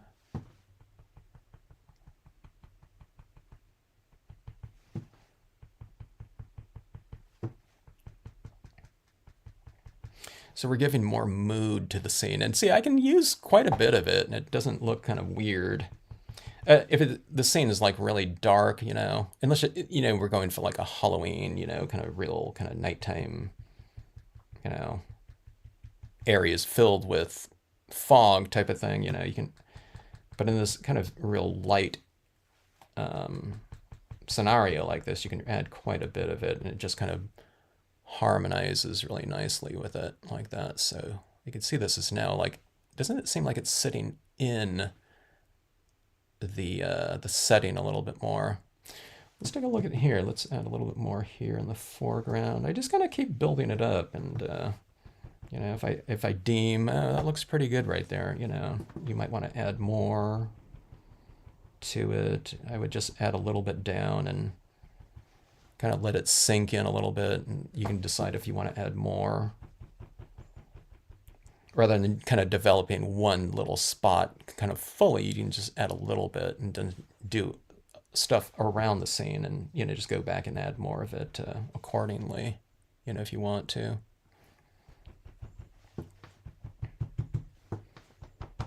Now, some of you watching from early on, I got all these smudgies right there because my like hand right here was like touching freshly stamped, you know, green. So I got all these smudgies in here. So I'm just kind of going in here and yeah, just covering them over like that. All right, so let's do this too. We have this whole kind of this ridge in the back, this little grassy slope. Okay, I'm going to have some of this lighting coming from over the top of it, like this fog's kind of rolling over that, like that. But I'm going to leave it crisp, so it's going from crisp, a little foggier or light, you know, to crisp over here again, just to, again, kind of oscillate that look a little bit more. So see that? How that's kind of coming over that top like that? So it's kind of bringing the background into the foreground, the background just being like open light or something like that. Let's do this. Let's really bring this down here like this. And let's bring it across this tree like that. Maybe this tree is a little bit farther off back in the distance, so maybe I'll put more of this white over the top of it like that, and it kind of pushes it back visually in the background.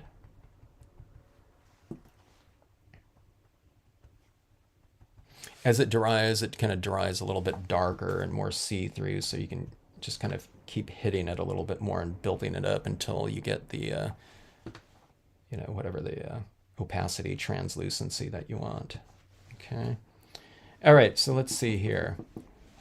I'm hoping that most of that green is kind of dry. And I see glistening little green dots. I'm not going to come in here too much, okay? But here, I'll put some of this on this background tree here. I'm working around those darker green dots in there, but so it's like you're pushing that tree back in the distance a little bit more like that.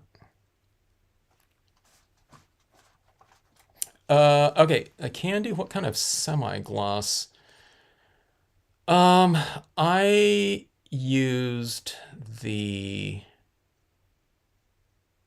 oh my gosh, I haven't mentioned that name in a while. It was the,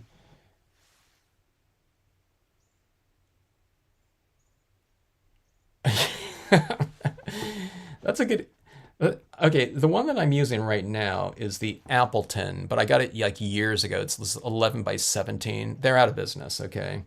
But then I started using, oh, Mohawk, Mohawk,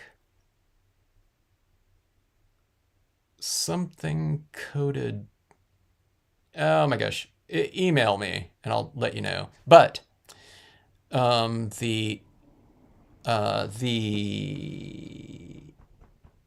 oh my gosh, I can't remember the name. I've been like repairing computers and stuff like this over this last week, so I forgot a lot of these things off the top of my head. Oh, the Hamilco. On Amazon, the Hamilco gloss is basically like a semi-gloss. It is not glossy at all. I don't know why they call it gloss, but that's the one on Amazon. And I used it. I don't feel any difference between any of the semi-glosses. The semi-gloss papers, though, that I've used over the years, they all seem, I don't know, I hesitate to say exactly the same, but I would never be able to tell the difference between any of them, okay?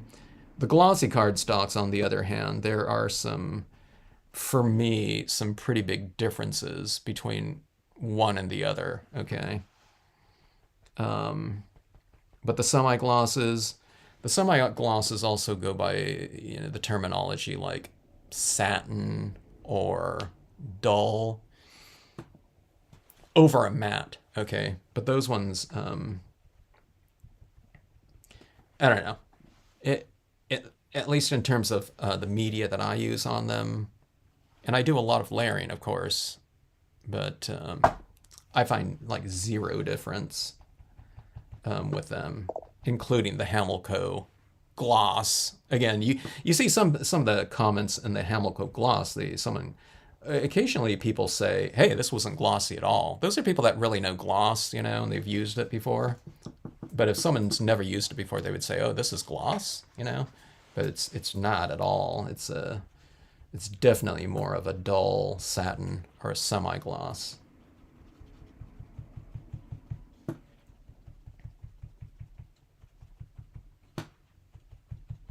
I was looking at places like Amazon, and because a lot of people just, they're having a hard time finding glossy cardstock, or just sometimes semi-gloss. So that's why I was looking on like Amazon, because they used to carry chrome coat on there too. I don't know if they have it on there. They typically have had chrome coat though, but sometimes it's like over the past couple of years with like the pulp shortages and things like that. You might see it, might not see it listed at times. So anyways, I was going on to the Hamilco. I was like, okay, what's this Hamilco about? But then I noticed Nancy from Nancy Stamps channel had commented on that paper. So I have her contact information. So I contacted her and I said, hey, what's the lowdown on that paper? Because she really knows all of her materials. Yeah. I just wanted to know what she had to say about it in terms of her comment, because I think she's the one that mentioned, hey, it's not so much of a gloss. And so she sent me some, and she sent me the Hamilco gloss, and I think there's a Hamilco semi-gloss too, and I visually couldn't tell at all the difference between the semi-gloss and the gloss of that brand. And then I used it too, and to me there was no difference at all. Okay, so I keep adding this in here because I figured I might as well, because I'm adding a little bit more fog than I usually do, but I just wanted to kind of reiterate that's having this kind of white up here. It merges and it kind of harmonizes with the background more. See, okay, so see this right in here? I'm going and I'm altering some of my tree in here where I have some of this background white light coming through, some of these branches in here a little bit more like that. And that's what you can do with, kind of a white sky. I can add in this white pigment ink on any of the objects in front of it, and it just looks, natural. Whereas if this was all like super dark blue in the background or some sort of transitioning sky, whatever, if you add that in there, it might look like a blob of white. But if it's white in the background, you add a little bit of white in the foreground, it just looks like light is coming through there like that. Here, let me do a little bit more right here too. So see, I just added some more right there, right from that white area down into that meadow like that. And I don't know. We changed the time of day for sure, huh? By adding this kind of mist in here. It looks more like, like morning or something like that now. More so than it did before, I think, I don't know. That. Oh, I should add that that farmer and dog right here. Okay, I have so much media down here now. I don't know if this is going to stamp out well, because I'm going to be stamping it over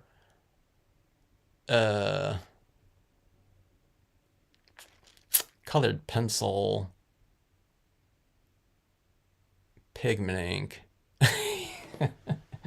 I think it would go perfect in here, this scene though, so I might as well. The worst that can happen is, a live stream is like utter embarrassment and humiliation, but so be it. All right, so if this doesn't stamp out too well, it's going to stamp out really crisp in here, okay? And this isn't like a working farm, but I think this would look pretty cool right in here. This is like the old barn of their property, you know, that this farmer is going out to check out, you know what I mean? Or just going for an early morning walk, you know. The other part of the farm's like, you know, new. But he likes to go out and take the dog out. I think I'm going to go with the stays on, though, because I'm stamping over all this wax. And it's going to stamp out crisp, so I'm going to have to wait for this to dry and put like some fog over the front of them so that they're in the fog too. But yeah, we'll see how this goes. Okay. Let me do something right here. Okay, so I just tested it over that, you know, that wax right there, and it stamps over it okay.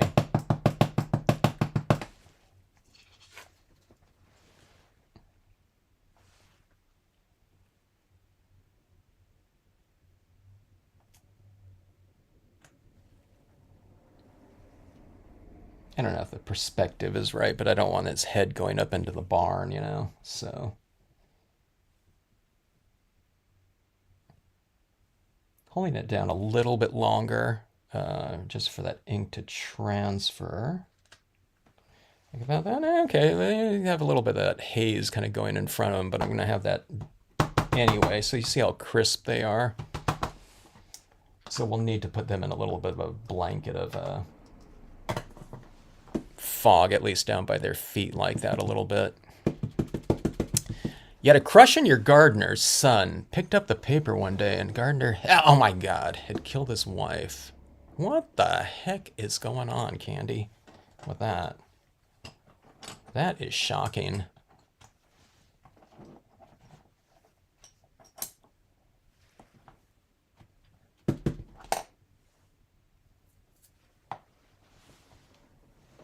Things that come up in a rubber stamping live stream. We got murder going on.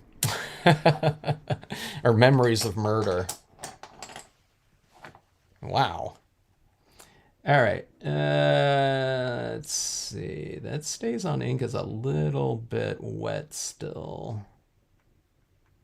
Oh, it's probably because it's just sitting on top of that wax underneath it here. Let's heat set a little bit. How and what do you use to mount your stamps? It depends. If it's bare rubber, it's on the blocks with tack and peel. Okay. I have like whole videos of all that type of thing on the info section of the website too, and you can see like videos of tack and peel and all that. But these ones are already pre-trimmed and mounted right here in the sets.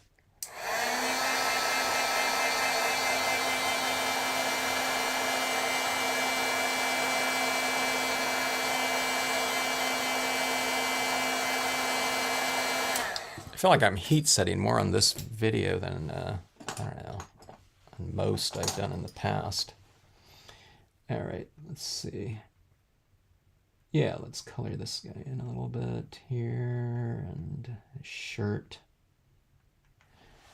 All right, and anyone notice anything kind of weird about the figure? What does it need? I'll have to start from the beginning. Digital Hamel clip. Yeah, it's probably digital, Linda. Offset printing is usually referred to as digital these days, but okay, so Mohawk.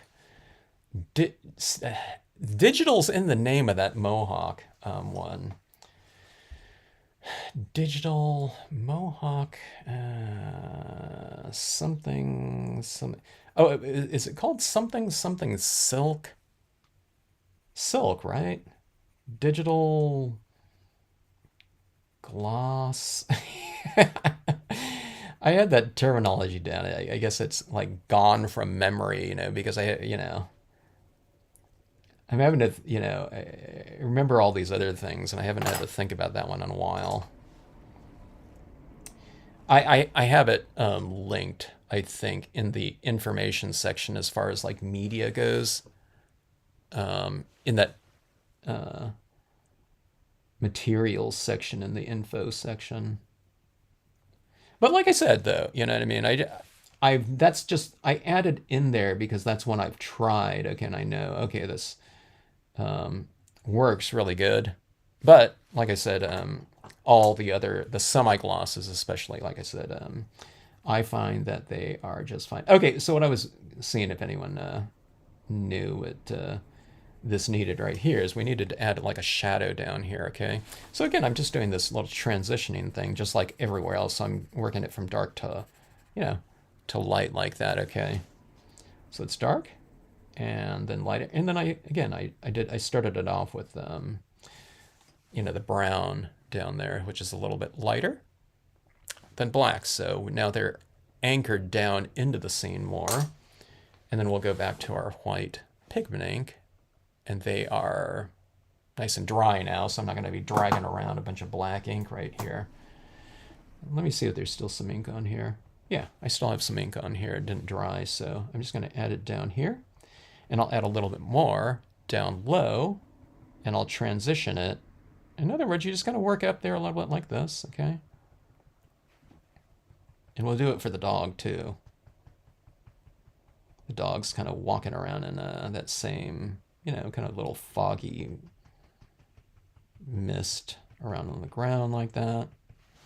So see this right here? So you have a little bit more down here. I put a little bit more up that leg. I don't know, just there was more ink in that area of the cotton ball or something.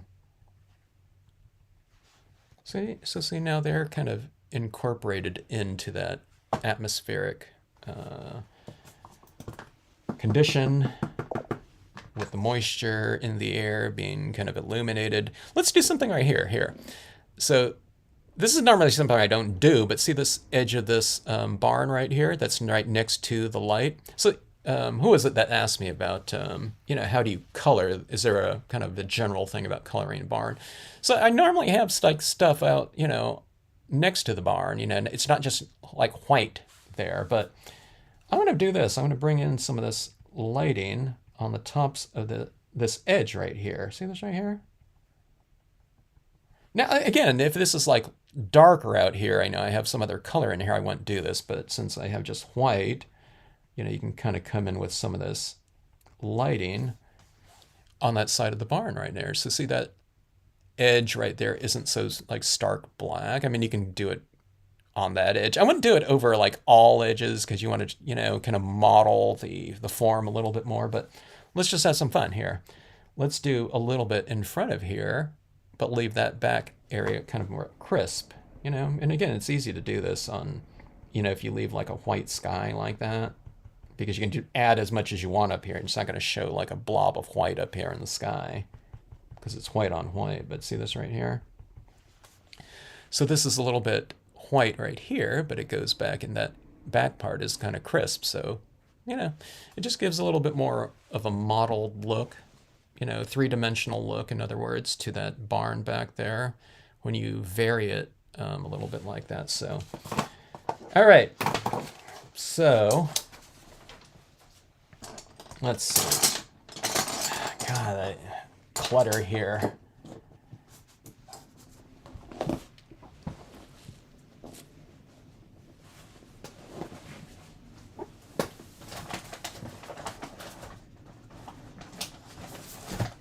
Here you can see this a little bit better. I'll throw this underneath here like so. And we have our early morning, I don't know, whatever, early morning walk. What a boring title. Dong dog walk. That's even worse. Let's see, I'll start from the beginning. Did I say hello to Bonnie here?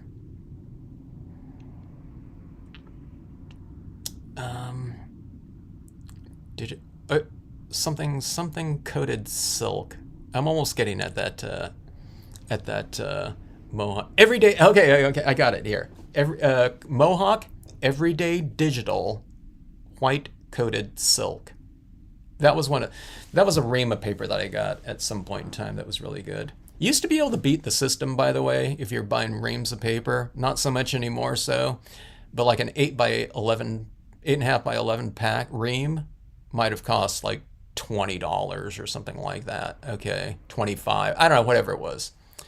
But then for an extra $10, you can get the 11 by 17 pack. You know what I mean? Which is double the amount. But I think now it's not like that. You know what I mean? That you're paying for, maybe not quite double, but I don't know. If you're ever looking for these types of papers like this, and you're on those types of websites that have, the glossy cardstocks and the semi-glosses and stuff like that by the ream, which is in that thickness, it's probably 202 or 250 sheets. The chrome coat's 200 sheets. But you might look at the 11 by 17, and if it's just a little bit more, and if it's a paper like a semi-gloss that can be used as just a base for all kinds of things, just your card bases too, for folded cards for whatever you're working with. You might price the 11 by 17, the tabloid size out, and if it's just a little bit more, if something's like $30 for a 8.5 by 11 and whatever, $37 for the 11 by 17, you have to think of, you don't need like enough paper for 2 lifetimes or something like that either, but I would look at that. But I don't know, I think I still have that link to the everyday digital white coated silk, and then it comes in different weights too, like a cover and a text weight probably. Now that I think about it, I don't know, maybe it's all cover, I'm not sure. But anyway, you got tons of chrome coat. Then you switched papers. Well, you can still doing the papers, but just don't do colored pencils on them, Candy. The glossy cardstocks if I did the same composition right here on glossy cardstocks with dye-based inks, it would look deeper and the color depth would be richer than colored pencils, for the most part. But I don't know. That got reasonably good with the, all that layering. I kept having to go back to the lighter tones in my grass, though. So if you just joined in, I worked through this kind of range of color values here in the grasses right here. So kind of a lighter green to the darker green.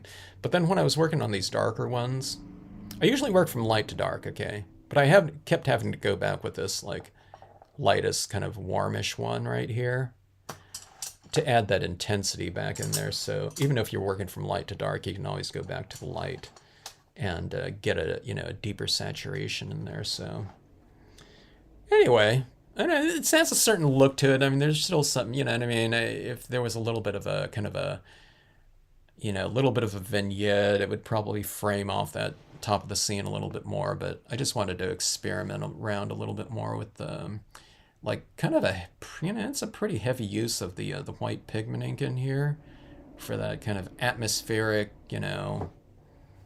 misty morning type of look. So, doing things like that, like adding it into that barn, like on the interior like that.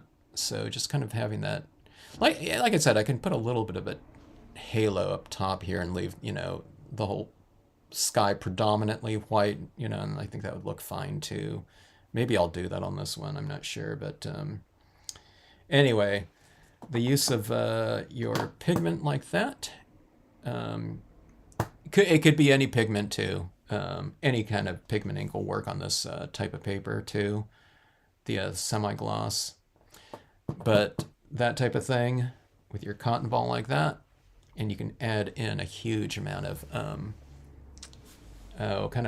atmosphere and mood into a piece, and it gives it kind of the personality. So all those other tones in there I think were fine, but when you add that different type of lighter, whatever, glowing,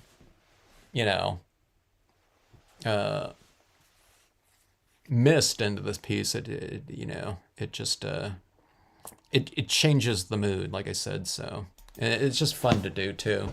All right. So anyway, thanks for checking out the live. Any questions? Drop me a note. Missed for your lives. Oh, sorry. Is Spectrum Noir Darius ultra smooth close to? I have no idea about that, Candy.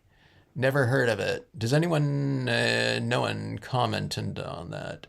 If anyone ever asks a question in here to me, if anyone else knows the answers, definitely chime in and say, I don't know all these different types of papers. I don't know like different types of colored pencils too, watercolor pencils, etc.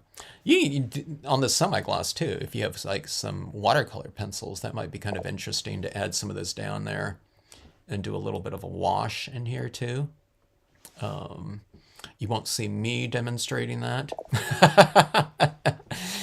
You know, it would be me, doing that like for the first time ever, on camera. I don't know. Maybe I'd do it. I don't know.